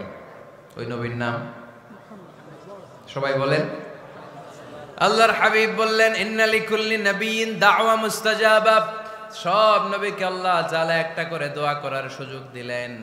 দাও বিহা, ওই দোয়াটা সব নবীরা দুনিয়ার বুকেই করে ফেলেছে। ওয়া ইন্নী আখতাবিউ দাওয়াতি শাফাআতান লি উম্মতি ইয়াউমাল কিয়ামা। আমার দোয়াটা আমি করি নাই, সব নবীরা ওই দোয়াটা করে ফেললেও আমার দোয়াটা আমি করি নাই। আমার দোয়াটা আমি রেখে দিয়েছি কিয়ামতের দিন আমার গুনাহগার উম্মতেরা যখন বিপদে পড়ে যাবে, তাদের সুপারিশের জন্য ওই দোয়াটা আমি ওই দিন করব, ওই দিন করব। রেখে দিয়েছেন দোয়াটা। বিশ্বনবী কি ওনার জীবদ্দশায় এ দুনিয়ার জীবনে বিপদ পরীক্ষা কষ্টের সম্মুখীন হয় নাই? দোয়া করলেই তো আল্লাহ কবুল করে নিতেন। না খেয়ে পেটে পাথর বেঁধেছেন, আমরা পাথর বাঁধছি কয়বার? কথা বলেন। নানার সামনে নাতিগুলো চিৎকার দিত, সাইয়েদনা হাসান হুসাইন রাদিয়াল্লাহু তাআলা আনহুমা চিৎকার করত ক্ষুধার চোটে বেহুশ। এই দৃশ্য কি নানার সহ্য হয়? আল্লাহর হাবিব তখন যদি আল্লাহর কাছে দোয়া করতেন, আল্লাহ আপনি জান্নাত থেকে খাবারের ব্যবস্থা করে দেন, সাইয়েদনা জিবরাইল আলাইহিস সালামকে দিয়ে জান্নাত থেকে খাবারের বস্তা পাঠিয়ে দিত কে? উহুদের ময়দানে দান শহীদ হলো, দোয়া করলে দোয়াটা কবুল করতো কে? তায়েফের ছেলেরা পাথর মেরে মেরে বিশ্বনবীর দেহটাকে ঝাঁঝরা করে দিয়েছে। তখনও যদি বিষ্ণু ঈসা ইসলাম দোয়া করতেন, দোয়াটা কবুল করতো কে? দোয়াটাকে বিশ্বনবী করছিলেন? কথা বলেন। রেখে দিয়েছেন কার জন্য? আমার জন্য রেখে দিয়েছেন, আপনার জন্য রেখে দিয়েছেন, আমাদের জন্য রেখে দিয়েছেন। চিল্লায় বলতে হবে ঠিক কিনা? খেয়ে না খেয়ে দিন প্রচারের কাজে নিজেকে দিয়েছ বিলিয়ে, তায়েফের কাফিরেরা চিনল না সে আলো, দুষ্ট ছেলেদের পিছু দিল লেলিয়ে, পাথরের আঘাতে ক্ষত বিক্ষত হয়ে সারা শরীর থেকে রক্ত ঝরে। এ রাসূল তোমাকে ভুলি আমি কেমন করে, এ রাসূল তোমাকে ভুলি আমি কেমন করে। চিল্লায় পড়েন আল্লাহু আকবার। এই নবী এমন নবী, রহমতের নবী, দয়ার নবী, মায়ার নবী। এই নবীর দয়ার কোনো শেষ নাই, মায়ার কোনো শেষ নাই। এজন্য এই নবীকে কোরআনের মধ্যে রব্বুল আলামিন রাহমাতাল লিল আলামিন বলে অভিহিত করেছে। সুবহানাল্লাহ পড়েন। ওমা আরসালনাকা ইল্লা রাহমাতাল লিল আলামিন। I have sent you as a mercy for the entire universe. নবী হে, আমি আপনাকে গোটা বিশ্বের জন্য রহমত করে প্রেরণ করেছি। রাহমাতাল লিল আলামিন। আমাদের রব হচ্ছে রব্বিল আলামিন, আলহামদুলিল্লাহি রাব্বিল। আর আমাদের নবী হচ্ছে ওমা আরসালনাকা ইল্লা রাহমাতাল লিল আলামিন। আল্লাহ কোরআনে বলছে যে নবী আপনি হচ্ছেন রাহমাতাল লিল মুসলিমিন, মুসলমানদের জন্য রহমত। এটা বলছে রাহমাতাল লিল মুত্তাকিন।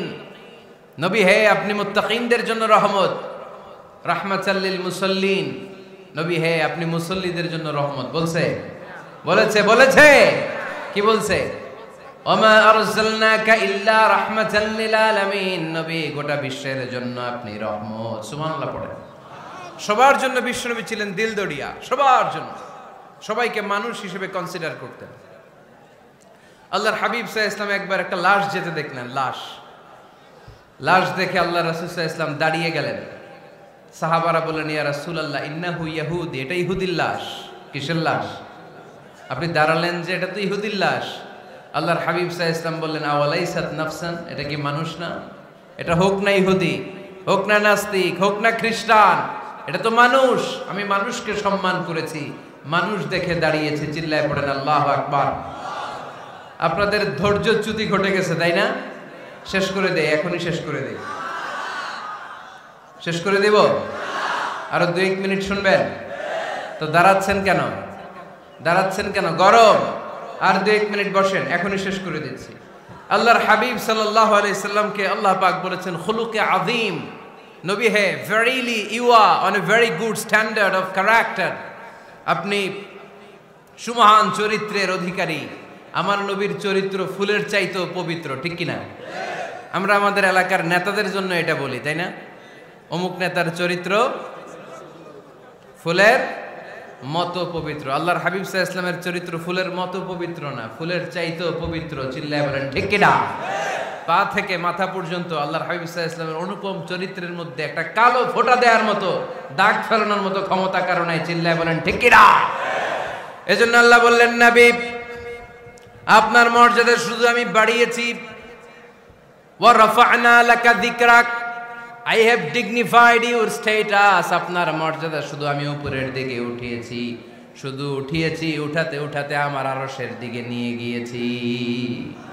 আপনার মর্যাদা এত বেশি, দুলোক ভুলোক ছাপিয়ে সাতাকাশ কাঁপিয়ে আপনার মর্যাদা আমি আকাশচুম্বী করেছি। চিল্লায় পড়েন আল্লাহু আকবার।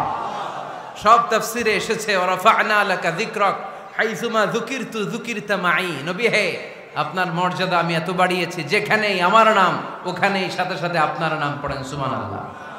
কি মজার ব্যাপার, খেয়াল করে দেখেন, যেখানেই আল্লাহর নাম, আল্লাহর নামের পরে নবীর নাম আছে না নাই? এই যে আমরা লা ইলাহা ইল্লাল্লাহ মুহাম্মাদুর রাসূলুল্লাহ বলে যে কালিমা পড়ি, কালিমার প্রথম অংশে কার নাম? আল্লাহর নাম। দ্বিতীয় অংশে কার নাম? বিষ্ণু ঈসা ইসলামের নাম। আজানের শুরুতে আল্লাহর বরত্বের ঘোষণা, তারপরে আমার নবীর রিসালাতের ঘোষণা আছে না নাই? তারপরে নামাজের শুরুতে যে একামত দেয়, ওখানে নবীর নাম আছে না নাই? আল্লাহু আকবার, আল্লাহু আকবার। আশহাদু আল লা ইলাহা ইল্লাল্লাহ, আশহাদু আন্না মুহাম্মাদার রাসূলুল্লাহ। সুবহানাল্লাহ পড়ে। শুরুতে আল্লাহর বড়ত্ব, আল্লাহ যে এক অদ্বিতীয়, তিনি ছাড়া ইলাহা নাই, এটার ঘোষণা। এরপরে আমার নবীর ঘোষণা আছে না নাই? তারপরে যে তাশাহুদ পড়ি, ওখানে নবীর নাম আছে না নাই? 104টা আসমানি কিতাব, প্রতিটা আসমানি কিতাবে বিশ্ব নবীর আগমনের সুসংবাদ উল্লেখ করেছেন কে? এজন্য আল্লাহ বললেন রাফা'না লাকা যিকরাক। নবী হে, আপনার মর্যাদা আমি দুলোক ভুলোক ছাপিয়ে সাতাকাশ কাঁপিয়ে আরশ পর্যন্ত নিয়েছি। পড়েন সুবহানাল্লাহ। আবার আল্লাহ বললেন নবী হে, এমন মর্যাদা আমি আপনারে দেব আপনি কল্পনাও করতে পারবেন না। ওয়ালা সাউফা ইউতিকা রাব্বুকা ফাতারদা। এমন এমন নিয়ামত আমি আপনারে দান করব, নিয়ামতগুলো পেয়ে আপনি খুশি হয়ে যাবেন। সুবহানাল্লাহ পড়েন। বিশ্বনবীর পুরো জীবনটাকে নিয়ামত দিয়ে ধন্য করেছে কে? আল্লাহর হাবিব বললেন, রব্বুল আলামিন বলেছেন নিয়ামত দিয়ে আমার জীবনকে আপনি ধন্য করবেন। কি নিয়ামত দিবেন একটা বলেন? আল্লাহ বললেন ইন্না, পড়েন, ইন্না আ'তাইনাকাল কাউসার ফাসাল্লি লিরাব্বিকা ওয়ানহার ইন্না শানিআকা হুয়াল আবতার। পড়েন সুবহানাল্লাহ। নবী হে, আপনাকে কাউসার দিয়েছি, কাউসার। কোন নবীকে কাউসার দেই নাই। কিয়ামতের দিনটা হবে ভয়ঙ্কর, মাথার উপরে সূর্য নেমে আসবে, তৃষ্ণায় জিহ্বাটা বের হয়ে যাবে, মাথার মগজগুলো গলে গলে নাকের ছিদ্র কানের ছিদ্র দিয়ে টপ টপ করে পড়বে, জিহ্বাটা কুকুরের মতো নাভিস্থল পর্যন্ত এসে ঝুলে থাকবে। মানুষ তৃষ্ণার্ত। ওই মুহূর্তে আপনি হাউজে কাউসারের পানি পিলাবেন। কোন সুবহানাল্লাহ। আহলা মিনাল আসাল, মধুর চাইতো মিষ্টি। আবিয়াদু মিনাল লাবান, দুধের চাইতো সাদা। আবরাদু মিনাস সালজ, বরফের চাইতো ঠান্ডা। মান শারিবা মিনহা শারবা লাম ইয়াজমা আবাদা। একবার যে কাউসারের পানি পান করতে পারবে, চিরকালের জন্য তার গলার তৃষ্ণা মিটাইয়া দিবে কে? এভাবে বিশ্বনবীর স্ট্যাটাস, মর্যাদাকে আকাশচুম্বী করেছে কে? ওই নবীর ভালোবাসা অন্তরে রাখার দরকার আছে না নাই? ওই নবীর পক্ষ অবলম্বনের দরকার আছে না নাই? ওই নবীরে যারা গালি দেয় তাদের বিরুদ্ধে থাকার দরকার আছে না নাই? ওই নবীরে গালি দিলে আপনাদের কলিজায় আগুন লাগে? নবীরে গালি দিলে মুমিনের কলিজায় আগুন ধরে? কার কার কলিজায় আগুন লাগে হাত তুলে আল্লাহরে দেখা।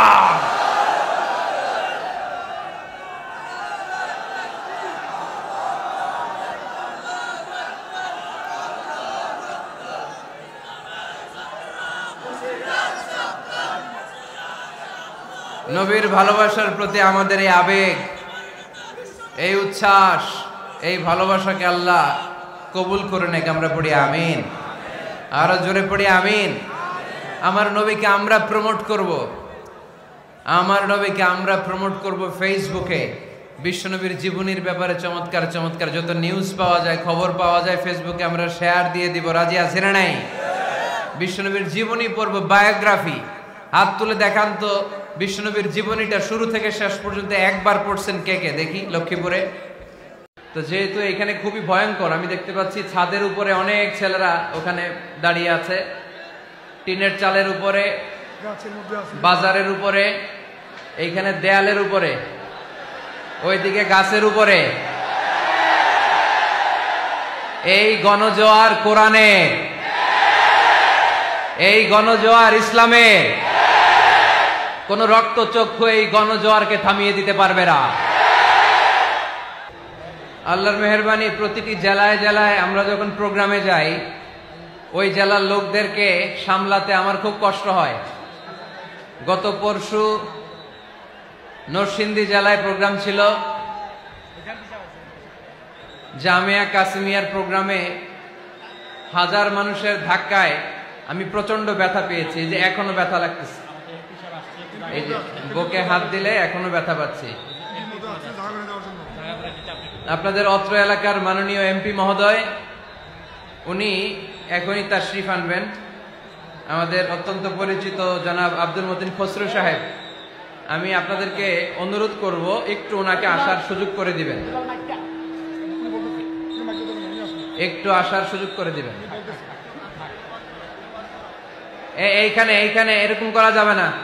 কুমিল্লার ছেলেরা অনেক ভদ্র, কুমিল্লার ছেলেরা অনেক সুশৃঙ্খল। আমাদের অভিভাবক আব্দুল মতিন খসরু সাহেবকে আসার জায়গা করে দেন, একটু জায়গা করে দেন। উনি আসলেই আর কেউ ঢুকতেও পারবে না, বেরও হতে পারবে না। এই তো চলে আসছে। জি, কেউ ওনার সাথে মুসাফা করার জন্য ভিড় করবেন না, চলে আসতে দেন, ডিরেক্টলি উনি স্টেজে আসবেন।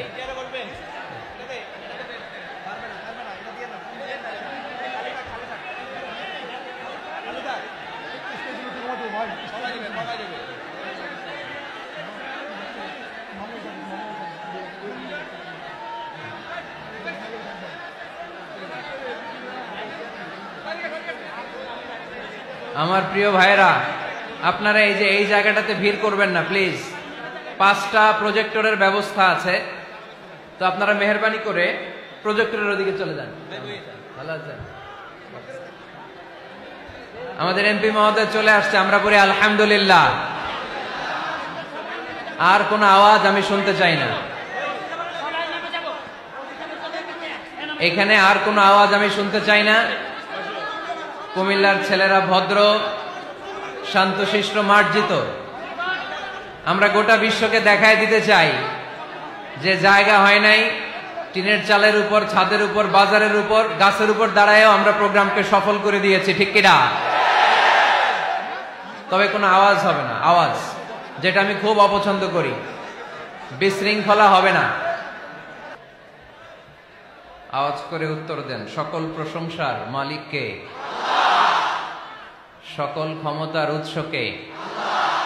কেউ যেটা পারে না পারে কে, কেউ যেটা দেয় না দেয় কে, কেউ যেটা দেখে না দেখে কে, সে আল্লাহর জন্য আওয়াজ করে সবাই পড়বো আমরা আলহামদুলিল্লাহ।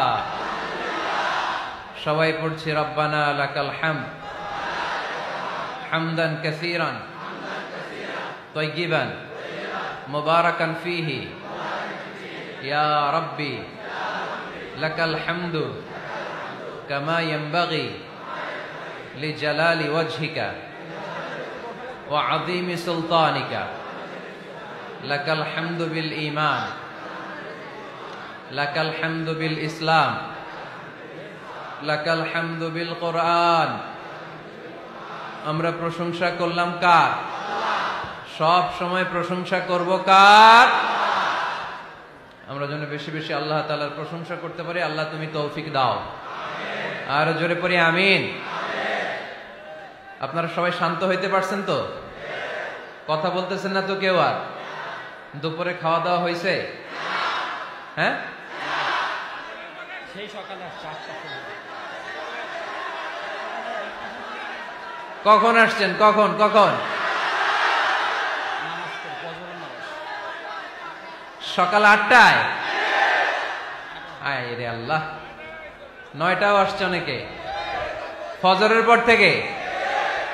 আমার এই যুবক ভাইগুলারে কি দিয়ে বিদায় দিব? আমি কি দিয়ে বিদায় দিব এই ভাইগুলারে? আমি ভাইদের জন্য দোয়া করি, আল্লাহ আমার এই কুমিল্লা এলাকার কলিজার টুকরা যুবক ভাইদেরকে তুমি সাইয়েদনা ওমরে ফারুকের মতো কবুল করে নাও, ইসলামের বীর সেনাপতি হিসেবে কবুল করো। আমি জানি আপনাদের অনেক কষ্ট হচ্ছে। ইন্তেজামিয়া কমিটি সর্বোচ্চ চেষ্টা প্রচেষ্টা করেছে আপনাদের সুন্দর অ্যাকোমোডেশনের জন্য, আপনারা জানেন এই মুহূর্তটা এমন একটা মুহূর্ত, আমাদের হাতে সময় বড্ড কম, সামনে সলাতুল আসর। আপনারা যদি এরকম চিৎকার চেঁচামেচি আওয়াজ আর বিশৃঙ্খলা করেন, আর আমি যদি আপনাদের থামাতে থামাতে আধা ঘন্টা সময় নিয়ে ফেলি, আলোচনার সময় খুঁজে পাওয়া যাবে না। লস আপনাদের, আমার কোনো লস নাই। আমি ঠিকই অন টাইমে চলে এসেছি এবং আসরের আগ পর্যন্ত আমার সময়। 4টায় যদি এখানে আজান হয় তাহলে আমার হাতে সময় আছে আর মাত্র 50 মিনিট। সো আমি চাই এই 50 মিনিট আজকে আমরা কোরবান করব আল্লাহর জন্য, ঠিক কিনা? অনেক কষ্ট করেছেন এই প্রোগ্রামটা বাস্তবায়ন করার জন্য। আপনারা ইতিমধ্যে শুনে থাকবেন যে কুমিল্লা জেলাতে আমার অনেক জায়গায় প্রোগ্রাম ছিল, কিন্তু এই প্রোগ্রামগুলো আমরা করতে পারি নাই, ঠিক কিনা?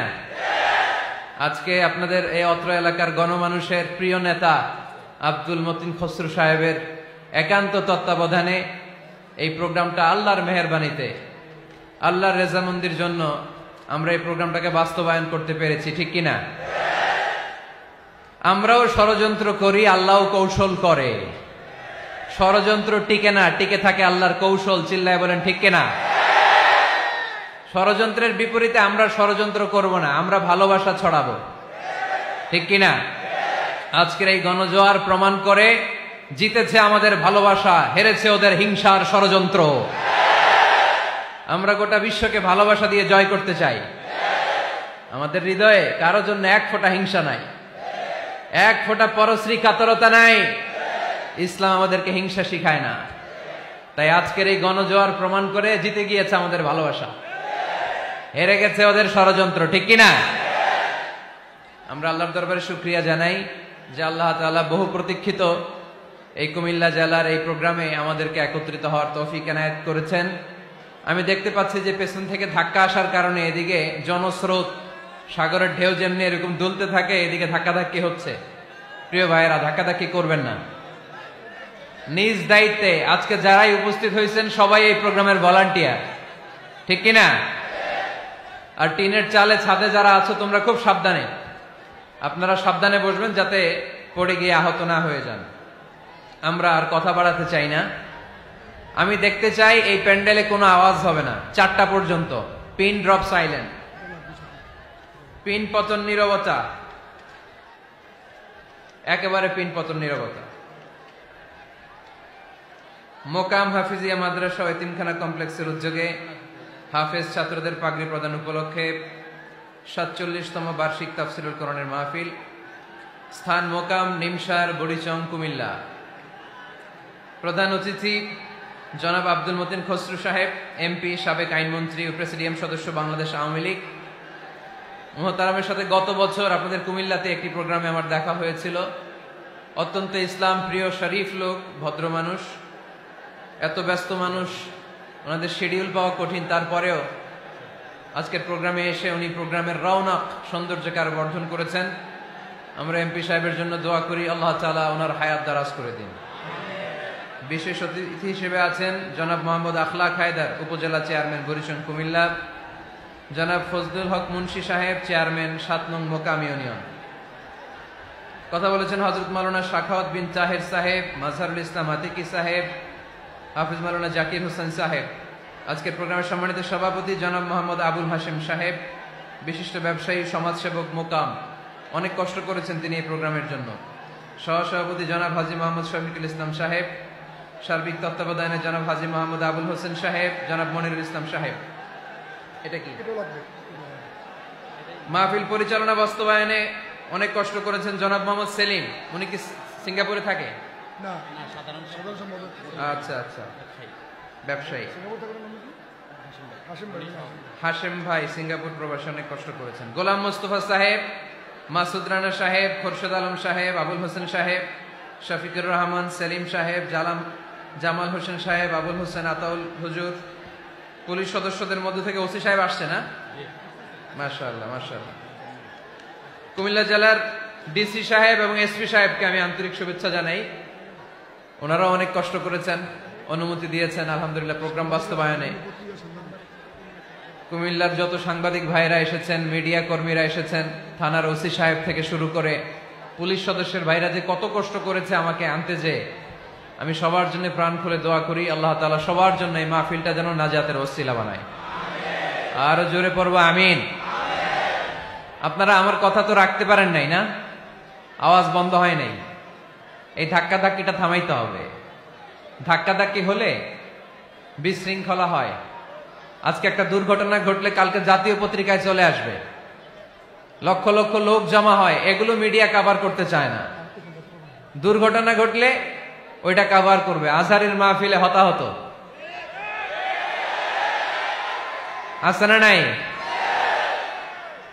তো প্রিয় ভাইরা, কোনো দুর্ঘটনা না ঘটুক, অপ্রীতিকর কিছু না ঘটুক, সময়ও আমাদের হাতে কম। এই জায়গাটাতে এরকম ধাক্কাধাক্কি করে কতক্ষণ থাকতে পারবেন আপনারা? একটু বসে যান না, একটু বসে যান।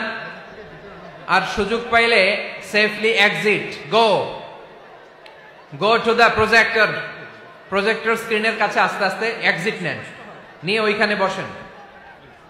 ওখানে আমারে আরো ভালো দেখা যাবে, এখানে ছোট্ট দেখা যাবে, ওইখানে আমি এত বড়, বিশাল বড় স্ক্রিনে দেখা যাবে ইনশাআল্লাহ। এরকম ধাক্কাধাক্কি করলে আমি শুরু করব না, আলোচনা করব না।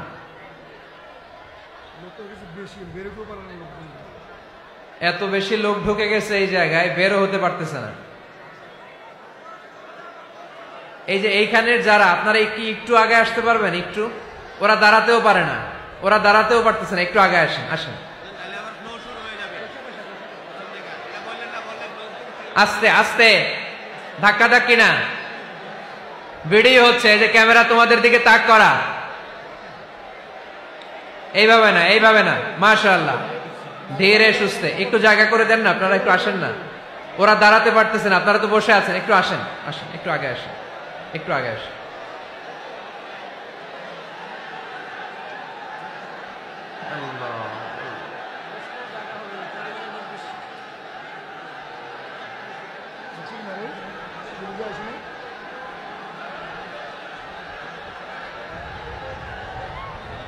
মাশাআল্লাহ, হ্যাঁ ঠিক আছে।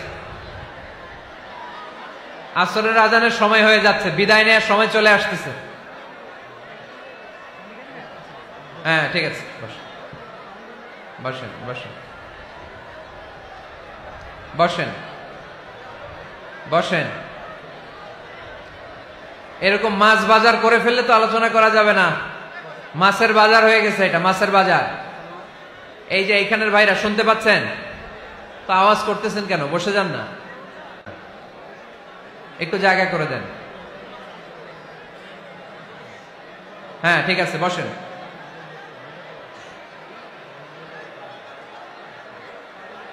আপনারা থামলে আমি আলোচনা শুরু করব, থামেন।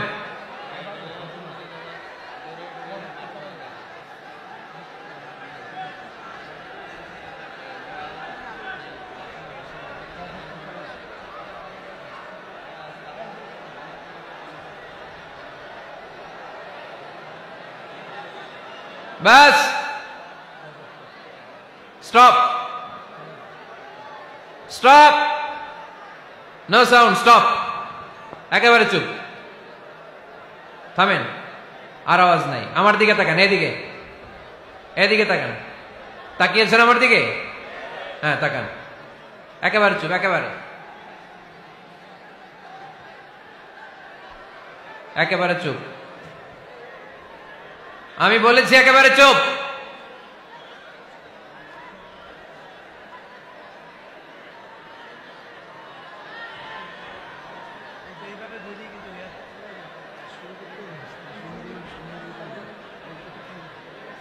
সম্মানিত ভাইয়েরা,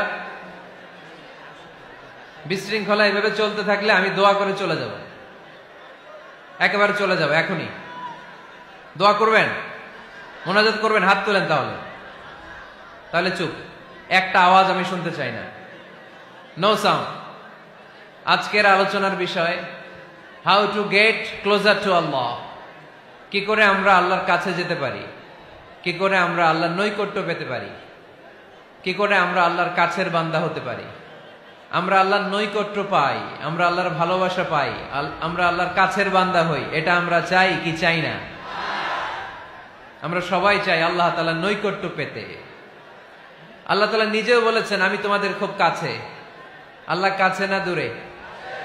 সবাই বলতে হবে কাছে না দূরে? কাছে। কাছের জিনিসকে দেখা যায় কি যায় না? উত্তর দেন। কিন্তু আল্লাহরে দেখা যায় না। তিনি কাছে কিন্তু তারে দেখা যায় না। তিনি কোরআনে বলেছেন লা তুদরিকুহুল আবসার ওয়া হুয়া ইউদরিকুল আবসার ওয়া হুয়াল লাতীফুল খাবীর। তিনি দৃষ্টির আয়ত্তে নন, দৃষ্টি তার আয়ত্তে। তিনি সূক্ষ্মদর্শী, সব জানতা। পৃথিবীর কোন চোখ ওনারা দেখতে পায় না, কিন্তু তার চোখ সবাইরে দেখে। চিল্লায় বলেন তো তিনি কে? সব তিনি দেখতে পান, সব তিনি শুনতে পান। সাত আকাশের উপর সিদরাতুল মুনতাহা, তার উপরে আল্লাহর আরশ, তার উপরে আল্লাহর কুরসি, সেখানে আল্লাহ তাআলা সমাসীন। এই আরশের উপর থেকে আল্লাহ তাআলা জমিনের অতল গহ্বরে, কোন জঙ্গলে, কোন গুহার ভিতরে কোন পিপিলিকাও যদি হেঁটে যায়, আল্লাহ বলে এত উপর থেকে ওই পিঁপড়ার হেঁটে চলার পায়ের আওয়াজটাও আমি আল্লাহ শুনতে পাই। এজন্য কেউ যেটা শোনে না শোনে কে? কেউ যেটা দেখে না দেখে কে? কেউ যেটা পারে না পারে কে? আওয়াজ করে বলেন আল্লাহ কি আমাদের কাছে না দূরে? আমার বাবা মা আমার যত কাছে, তার চাইতো আমার বেশি কাছের কে? আমার স্ত্রী আমার যত কাছের, তার চাইতো আমার বেশি কাছের কে? আমি আমার যত কাছের, তার চাইতো আমার বেশি কাছের কে? আল্লাহ তাআলা তিনি যে আমাদের কাছে, এটা বোঝানোর জন্য তিনি কোরআনে দুটি শব্দ ব্যবহার করেছেন। আওয়াজ করে বলতে হবে কটি? দুটি। এক জায়গায় ব্যবহার করেছেন করিব, আরেক জায়গায় ব্যবহার করেছেন আকরাব। এক জায়গায় ব্যবহার করেছেন কি বলেন না? করিব। আরেক জায়গায় ব্যবহার করেছেন কি? রব্বুল আলামিন বলেন ওয়াইযা সাআলাকা ইবাদি আন্নী ফাইন্নী করিব উজিবু দাওয়াতাদ দাঈ ইযা দাআন ফালইস্তাজিবু লি ওয়াল ইউমিনু বি লাআল্লাহুম ইয়ারশুদুন। রব্বুল আলামিন বলেন নবী হে, আমার বান্দারা যখন তোমাকে জিজ্ঞেস করে আমি কোথায়, তুমি বলে দাও ইন্নী করিব, আমি কাছে। আল্লাহু আকবার। তিনি কাছে। আল্লাহর হাবিব সাল্লাল্লাহু আলাইহি ওয়াসাল্লামকে আল্লাহ কমান্ড দিলেন, আপনি বলে দেন যখনই উম্মতেরা জিজ্ঞেস করবে আল্লাহ কোথায়, আমি কোথায়, আপনি বলে দেন ফাইন্নী করিব, আমি কাছে। আরেক জায়গায় আল্লাহ ব্যবহার করলেন আকরাব, কাছে না। করিব মানে কাছে, আর আকরাব মানে সবচাইতে কাছে। The closest one, the most closest one, সবচাইতে কাছে। ওয়া নাহনু আকরাবু ইলাইহি মিন হাবলিল ওয়ারিদ। তোমার পেছনে যে স্পাইনাল কর্ড, শির দ্বারা, ব্যাকবোন, মেরুদণ্ড, যেটা আমাদের দেহের একেবারে মাঝখানে, আল্লাহ বলে আমি ওইটারও কাছে। কোন কোন মুফাসসিরিন ইকরাম বলেন আমাদের যে খাদ্যনালী আর শ্বাসনালী, এটা আমার ঘাড়ের যত কাছে, আমার আল্লাহ আমার তার চাইতেও বেশি কাছে। তার মানে এই আয়াত দ্বয় থেকে আমরা বুঝতে পারলাম আল্লাহ দূরে নন, তিনি আমাদের কাছে। তিনি আমাদের কাছে, ডাকলেই তিনি সাড়া দেন। সুবহানাল্লাহ পড়েন। ভায়া হয়ে তার কাছে যাওয়া লাগে না, মিডিয়া হয়ে যাওয়া লাগে না। আমার সাথে দেখা করতে হইলে কত ভায়া হয়ে আসা লাগে, পাওয়া যাচ্ছে না। চেয়ারম্যান সাহেবের সাথে দেখা করতে হইলে কত অ্যাপয়েন্টমেন্ট নেওয়া লাগে। এমপি সাহেবের সাথে দেখা করতে হইলে এত ব্যস্ত মানুষ, পাওয়া যাচ্ছে না, ঘুরে ফিরে তারপরে যেতে হয়। প্রধানমন্ত্রীর কথা বললে তার সুযোগই নাই, মাসের পর মাস বসে থেকেও এত ব্যস্ত মানুষ পাওয়া যাবে না, ঠিক কিনা? ডোনাল্ড ট্রাম্পের যদি অ্যাপয়েন্টমেন্ট নিতে চান কি অবস্থা হবে? পাওয়া যাবে? কথা বলেন। কিন্তু আল্লাহরে পাইতে হইলে অ্যাপয়েন্টমেন্ট লাগে। আওয়াজ করে বলতে হবে মুসলমান, আল্লাহরে কাছে পেতে সিরিয়াল লাগে। আল্লাহ বলে ডাক দিলেই আমার আল্লাহ আমার ডাকে সাড়া দেয়। চিল্লায় বলেন ঠিক কিনা? এই জন্য বুখারীর বর্ণনায় বিশ্বনবী বললেন ফাইন যাকারানি ফি নাফসি যাকারতুহু ফি নাফসি। আমার বান্দা যদি আমারে একা একা ডাকে, মুহূর্তের মধ্যে আমি আমার বান্দারেও একা একা ডাকতে শুরু করে দে। ফাইন যাকারানি ফি নাফসি যাকারতুহু ফি নাফসি। আমার কোন বান্দা যদি আমারে একা একা স্মরণ করে, আমি আমার বান্দারে একা একা স্মরণ করি। সুবহানাল্লাহ কইতে পারলেন না? ওয়া ইন যাকারানি ফি মালাইন যাকারতুহু ফি মালাইন খায়রিম মিনহু। আর আমার বান্দা যদি আমাকে একা একা স্মরণ না করে বিশাল মহাসমাবেশে স্মরণ করে, তাহলে আমি আল্লাহ তাআলা আমার আরশে ফেরেশতাদেরকে নিয়ে এর চেয়ে বড় মহাসমাবেশ করে আমার বান্দারে স্মরণ করি। ওয়া ইন তাকাররাবা ইলাইয়া বিশিবরিন তাকাররাবতু ইলাইহি যিরাআন, আমার বান্দা যদি আমার দিকে 1 বিঘত আসতে চায়, আমি আমার বান্দার দিকে 1 হাত এগিয়ে যাই। আপনি 1 হাত আল্লাহর কাছে যেতে চাইলে আল্লাহ 1 হাত এগিয়ে যায়। ওয়া ইন তাকাররাবা ইলাইয়া যিরাআন তাকাররাবতু ইলাইহি বাআন, আমার কোন বান্দা যদি আমার দিকে 1 হাত এগিয়ে আসে, আমি আমার বান্দার দিকে 2 হাত এগিয়ে যাই। ওয়া ইন আতানি ইয়ামশি আতাইতুহু হারওয়ালা, আমার বান্দা যদি আমার দিকে হেঁটে হেঁটে আসতে চায়, আমি আমার বান্দার কাছে যাওয়ার জন্য দৌড়ে দৌড়ে ছুটে যাই। এজন্য আওয়াজ করে বলতে হবে, আল্লাহ কাছে না দূরে? আরো জোরে, কাছে না দূরে? দ্য মোস্ট ক্লোজেস্ট ওয়ান, সবচাইতে কাছে। চাইলে আমরা আল্লাহর কাছে যেতে পারি। তাই আজকের এই চমৎকার দুপুরে আমরা জেনে যাওয়ার চেষ্টা করব কিভাবে আমরা আল্লাহর কাছের হতে পারি, কি করে আল্লাহর নৈকট্য পেতে পারি, কি করে আল্লাহ তাআলার মুকাররাবিন বান্দাদের অন্তর্ভুক্ত হতে পারি।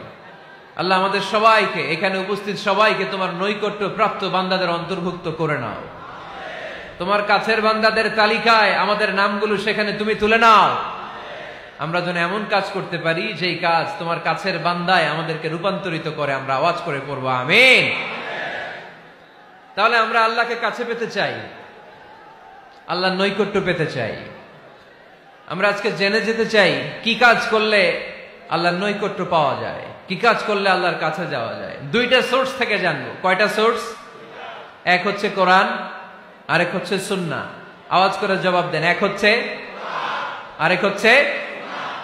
তো আসেন কোরআনকে আমরা জিজ্ঞেস করি, কোরআন তুমি আমাদেরকে বলো কি করে আমরা আল্লাহর কাছে যেতে পারি, কি করে আমরা আল্লাহর কাছের বান্দা হতে পারি, কি করে আমরা আল্লাহ তাআলার নৈকট্য পেতে পারি। এবার কোরআন আমাদেরকে প্রেসক্রিপশন দিচ্ছে, শোনো, তোমরা যদি আল্লাহর নৈকট্য প্রাপ্ত বান্দা হতে চাও তাহলে সেজদায় লুটিয়ে পড়ো। সুবহানাল্লাহ পড়তে পারলেন না? ওয়াসজুদ ওয়াক্তারিব, ওয়াসজুদ ওয়াক্তারিব। কোরআনের নির্দেশ হচ্ছে সেজদায় লুটিয়ে পড়ো, আল্লাহর নৈকট্য হাসিল করো। ওয়াসজুদ ওয়াক্তারিব সূরা আলাকের শেষ আয়াতের শেষাংশে আল্লাহ আমাদেরকে শিখাইয়া দিচ্ছেন, আমার কাছে আসতে চাও, ওয়াসজুদ, সেজদায় লুটিয়ে পড়ো, ওয়াক্তারিব, আমার কাছে চলে আসো। সুবহানাল্লাহ পড়েন। আমার সাথে সাথে আয়াতটা মুখস্থ করেন, আওয়াজ করে সবাই পড়েন, ওয়াসজুদ ওয়াক্তারিব, ওয়াসজুদ ওয়াক্তারিব। সবাই পড়েন না, ওয়াসজুদ ওয়াক্তারিব। এর মানে হচ্ছে সেজদায় লুটিয়ে পড়ো আর আমার কাছে আসো। prostrate and be closer to me, সেজদায় লুটিয়ে পড়ো আর আমার কাছে চলে আসো। সহিহ বুখারীর বর্ণনায় আল্লাহর হাবিব সাল্লাল্লাহু আলাইহি ওয়াসাল্লাম বললেন, আকরাবু মা ইয়াকুনুল আবদু মির রাব্বিহি ওয়া হুয়া সাজিদুন ফাআকসিরু ফীহি দুআ। বান্দা যখন সেজদায় লুটিয়ে পড়ে তখন বান্দা আল্লাহ তাআলার সবচেয়ে কাছে চলে যায়। ফাআকসিরু ফীহি দুআ, তাই তোমরা বেশি বেশি দোয়া করো। এজন্য সেজদায় পড়ে কি করবেন? কথা বলেন, আরো জোরে বলেন, সেজদায় কি করবেন? সেজদায়ে নত হও, অশ্রু ছাড়ো, প্রভুর শরণে হৃদয় গাড়ো। সেজদায়ে নত হও, অশ্রু ছাড়ো, প্রভুর শরণে হৃদয় গাড়ো। প্রাণ খুলে সব ব্যথা বলো প্রভুকে, বলো প্রভুকে। রাত কি কেটে যাবে ঘুমে অলসে, রাত কি কেটে যাবে ঘুমে অলসে। তুমি কি জানবে না তোমার নিজেকে প্রভুকে, রাত কি কেটে যাবে ঘুমে অলসে। ঠিক কিনা? ঘুমে অলসে আমাদের রাত কেটে যায়, সেজদা দেওয়ার সময় নাই। কখন প্রভুর দরবারে হাজিরা দেব, কখন সেজদা দেব? আল্লাহর হাবিব সাল্লাল্লাহু আলাইহি ওয়াসাল্লাম বললেন, আকরাবু মা ইয়াকুনুল আবদু মির রাব্বিহি ওয়া হুয়া সাজিদ ফাআকসিরু ফীহি দুআ। তোমরা যখন সেজদায় লুটিয়ে পড়ো তখন তোমরা আল্লাহর সবচাইতে কাছে চলে যাও। এজন্য ওই সময় বেশি বেশি আল্লাহর কাছে চেয়ে নাও। সুবহানাল্লাহ পড়েন। মনের যত আকুতি আছে, যত জ্বালা আছে, যত বেদনা, সেজদায় পড়ে আল্লাহরে বলার দরকার আছে না নাই? কারণ কেউ যেটা শোনে না, শোনে কে? পরীক্ষায় ভালো করতে চান, সেজদায় লুটিয়ে পড়ে আল্লাহরে বলেন। নেককার স্ত্রী চান, সেজদায় পড়ে আল্লাহরে বলেন। নেককার সন্তান চান, সেজদায় লুটিয়ে পড়ে আল্লাহরে বলেন। বিসিএস পরীক্ষায় টিকতে চান, সেজদায় লুটিয়ে পড়ে আল্লাহকে বলেন। পাসপোর্ট দিয়ে রেখেছেন, ভিসা হয় না, সেজদায় লুটিয়ে পড়ে আল্লাহরে বলেন। মনের যত জ্বালা, যত যন্ত্রণা, যত আকুতি, যত হাহাকার, সেজদায় লুটিয়ে পড়ে আল্লাহরে বলেন। কারণ আল্লাহর দরবার এমন দরবার, এই দরবার থেকে কেউ কোনোদিন খালি হাতে ফিরে না। চিল্লায় বলেন ঠিক কিনা? কেউ ফিরে না খালি হাতে আল্লাহরে তোর দরবারেতে, তাই না? পড়েন সবাই, কেউ ফিরে না। আকরাবু মা ইয়াকুনুল আবদু মির রাব্বিহি ওয়া হুয়া সাজিদ। বান্দা যখন সেজদায় লুটিয়ে পড়ে, বান্দা আল্লাহর সবচাইতে কাছে চলে যায়। এই কথাটা মনে থাকবে আপনাদের সবার। আমরা কখন আল্লাহর সবচেয়ে কাছে যাই? আওয়াজ করে বলেন। যখন আমরা সেজদায় পড়ে থাকি। আপাত দৃষ্টিতে মনে হয় সেজদাটা যখন দেই জায়নামাজের উপরে আমার কপালটা পড়ে, সেজদাটা যখন দেই মসজিদের টাইলসের উপরে আমার সেজদাটা পড়ে, সেজদাটা যখন দেই মনে হয় যে মসজিদের কাপড়ের উপর আমার কপালটা পড়ে। কিন্তু বিশ্বনবী বলেন না, তোমার কপালটা আল্লাহর কুদরতি পায়ের উপরে পড়ে। আকরাবু মা ইয়াকুনুল আবদু মির রাব্বিহি ওয়া হুয়া সাজিদ। বান্দা যখন সেজদায় লুটিয়ে পড়ে, বান্দা আল্লাহর সবচাইতে কাছে চলে যায়। তাহলে কোরআন আমাদেরকে জানালো, যদি আল্লাহর প্রিয় হতে চাও সেজদায় লুটিয়ে পড়ো। আল্লাহর প্রিয় হতে চাইলে কি করব? আওয়াজ করে বলেন, কি করতে হবে? আল্লাহর হাবিব সাল্লাল্লাহু আলাইহি ওয়াসাল্লাম লম্বা সময় ধরে রাতে সেজদায় পড়ে থাকতেন। আল্লাহর হাবিব সাল্লাল্লাহু আলাইহি ওয়াসাল্লামের সাহাবারা সব সময় লম্বা লম্বা রুকু দিতেন, লম্বা লম্বা সেজদা দিতেন। কিন্তু আমরা রুকুর মধ্যে তাড়াহুড়ো করি, সেজদা দিতে যে তাড়াহুড়ো করি, এরকম আছে না নাই? নিমসার এলাকায় এরকম কেউ নাই আলহামদুলিল্লাহ। আপনারা তাড়াহুড়ো করেন? করবেন না আমার ভাইয়েরা। There is no rushing in salah. সালাতে তাড়াহুড়ো নেই। There is no hastiness in salah. সালাতে কোনো তাড়াহুড়ো নেই। সল্লু সালাতান মুআদ্দি'। এমন ভাবে নামাজে দাঁড়াবেন মনে করবেন এটাই হতে পারে আমার জীবনের শেষ নামাজ, ঠিক কি না? Perform the salah as if this is your last and final prayer. এমন ভাবে মুসল্লায় দাঁড়ান মনে করেন এটাই হতে পারে জীবনের শেষ নামাজ। This is my last chance. এখন বাজে 3:30। কেউ যদি বলে আসরের যে নামাজটা পড়বেন এটাই আপনার জীবনের শেষ নামাজ, ওই নামাজ আপনি তাড়াহুড়া করবেন? কথা বলেন। আরে কাঁদতে কাঁদতে আপনি শেষ। এত সুন্দর ওযু বানাবেন, এত সুন্দর আতর মেখে জায়নামাজ বিছিয়ে পাঞ্জাবিটা পরে আপনি নামাজে দাঁড়াবেন। রুকুতে কি সুন্দর রুকু করবেন, লম্বা সময় সেজদা করে চোখের পানি দিয়ে তো সেদিন আপনার জায়নামাজ আপনি ভিজিয়ে দিবেন, ঠিক কিনা? কেন এমনটা করবেন? কারণ আপনি জেনে গিয়েছেন এটাই আমার শেষ নামাজ, তাই না? তো প্রতিটা নামাজের সময় এই জিনিসটা ভাবলে সমস্যা কোথায়? আমরা যে আরো আধা ঘন্টা এখানকার সবাই বেঁচে থাকবো কোনো গ্যারান্টি আছে? আরো 10 মিনিট হায়াত পাবো, গ্যারান্টি? 5 মিনিট, 2 মিনিট, শ্বাস যেটা নিলাম, ব্রেথ ইন করলাম, এটার ব্রেথ আউট করতে পারবো, কোনো গ্যারান্টি আছে? তো প্রতিটা সালাতের মুসল্লায় যখন দাঁড়াই এই চিন্তাটা আমাদের মাথায় আসে না কেন যে এটাই আমার শেষ নামাজ? সল্লু সালাতান মুআদ্দি'। আমার প্রিয় কুমিল্লাবাসী ভাইয়েরা, যখনই নামাজে আমরা দাঁড়াবো আমরা ভাববো হতে পারে এটাই আমার জীবনের শেষ নামাজ, এটাই জীবনের, ভাবা যাবে? আর লম্বা চূড়া রুকু করবেন, লম্বা সেজদা করবেন, রুকুতে পিঠটা সোজা রাখবেন। আল্লাহর হাবিব সাল্লাল্লাহু আলাইহি ওয়াসাল্লাম যখন রুকু করতেন পিঠটা থাকতো স্ট্রেট ফরওয়ার্ড, বাঁকাও না উঁচুও না, ওয়াকানা বাইনা যালিক। সাহাবারা বলতেন আল্লাহর হাবিব সাল্লাল্লাহু আলাইহি ওয়াসাল্লামের রুকুর পিঠের উপরে পানি ভর্তি কোনো গ্লাস রেখে দিলে গ্লাসটাও কাঁপবে না, পানিটাও পড়বে না। তার মানে বাঁকা ছিল পিঠ, তাই না? কি ছিল? সোজা। আবার আল্লাহর হাবিব সাল্লাল্লাহু আলাইহি ওয়াসাল্লাম বলেন সবচেয়ে বড় চোর যে নামাজে চুরি করে। বিসমিল্লাহির রাহমানির রাহিম। ইয়াসিন ওয়াল কুরআনিল হাকীম। ইন্না إنك لمن المرسلين على صراط مستقيم تنزيل العزيز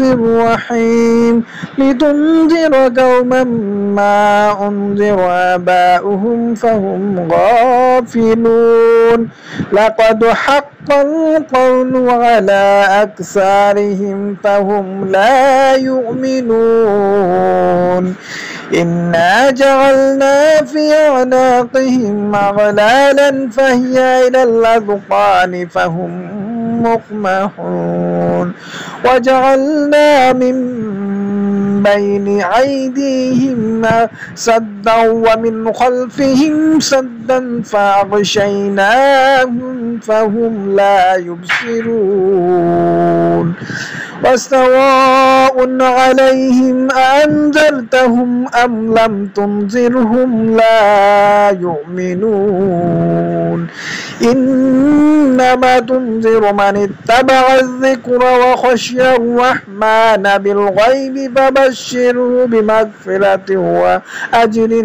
كريم إنا نحن نحيي الموتى ونكتب ما قدموا وآثارهم وكل شيء أحصيناه في إمام مبين واضرب لهم مثلا أصحاب القرية إذ جاءها المرسلون إذ أرسلنا إليهم اثنين فكذبوهما فعززنا بثالث فقالوا إنا إليكم مرسلون قالوا ما أنتم إلا بشر مثلنا وما أنزل الرحمن من شيء إن أنتم إلا تكذبون قالوا ربنا يعلم إنا إليكم لمرسلون وما علينا إلا البلاغ المبين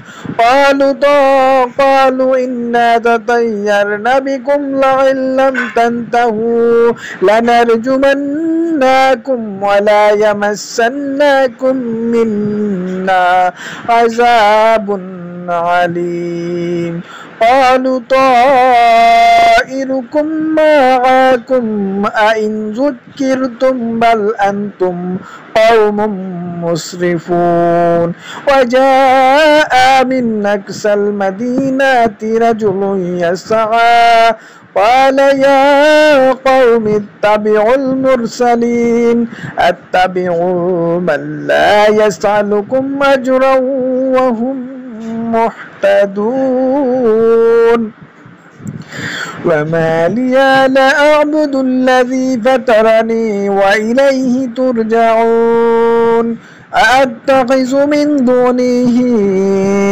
آلهة يردني الرحمن بضر لا تغني عني شفاعتهم شيئا ولا ينقذون إني إذا لفي ضلال مبين إني آمنت بربكم فاسمعون قيل ادخل الجنة قال يا ليت قومي يعلمون بما غفر لي ربي وجعلني من المكرمين وما أنزلنا على قومه من بعده من جند من السماء وما كنا منزلين إن كانت إلا صيحة واحدة فإذا هم خامدون يا حسرة على العباد ما يأتيهم من رسول إلا كانوا به يستهزئون ألم يروا كم أهلكنا قبلهم من القرون أنهم إليهم لا يرجعون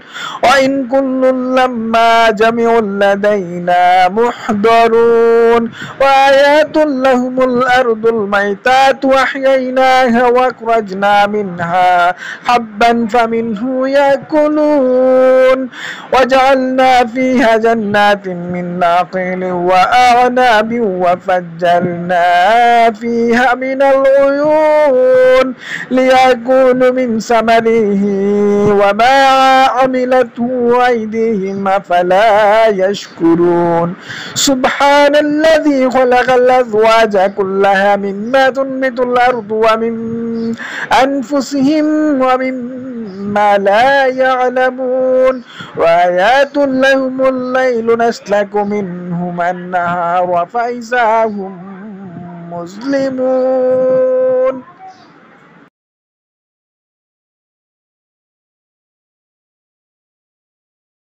بسم الله الرحمن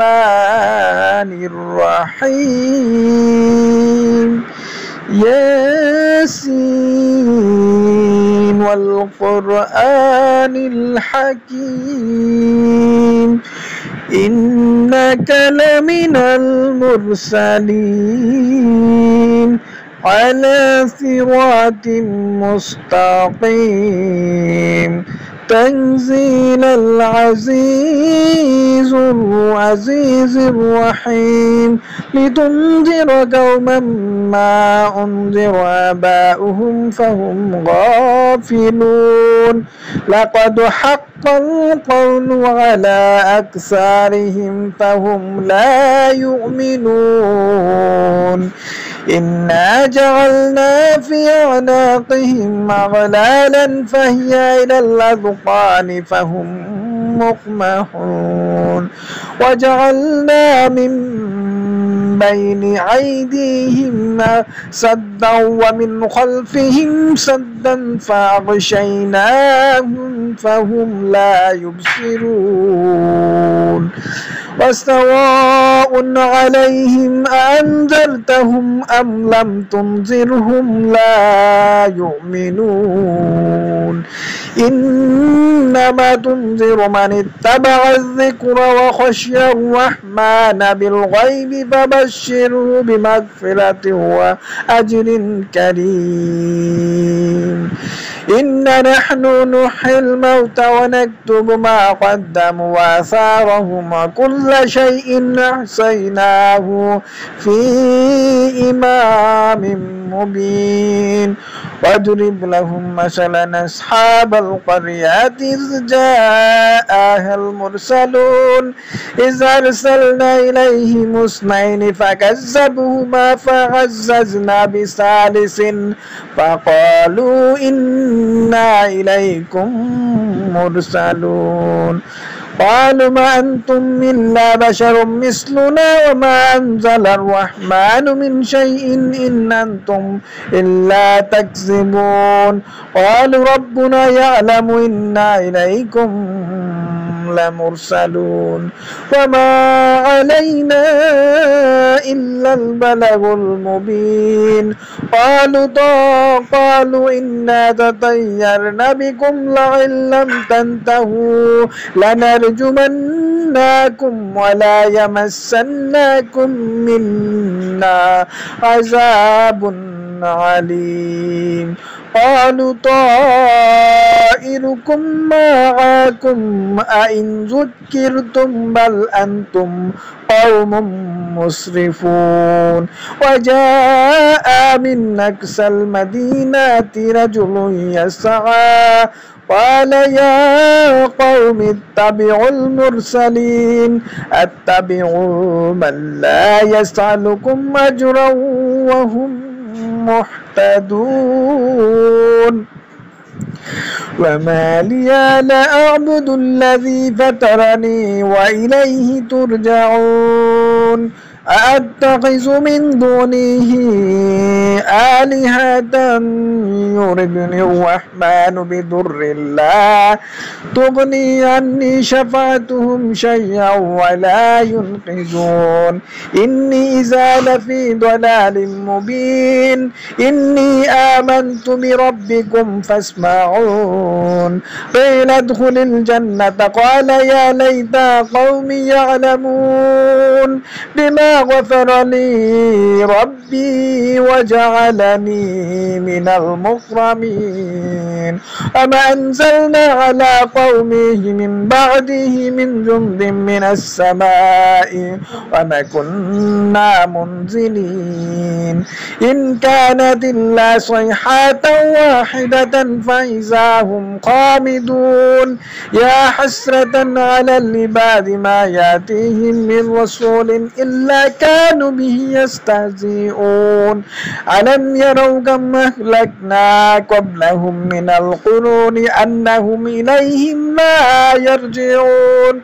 وإن كل لما جميع لدينا محضرون وآيات لهم الأرض الميتات وأحييناها وأخرجنا منها حبا فمنه يأكلون وجعلنا فيها جنات من نخيل وأعناب وفجرنا فيها من العيون ليأكلوا من ثمره وما عملته أيديهم أفلا يشكرون سبحان الذي خلق الأزواج كلها مما تنبت الأرض ومن أنفسهم ومما لا يعلمون وآيات لهم الليل نسلك منه النهار فإذا هم مظلمون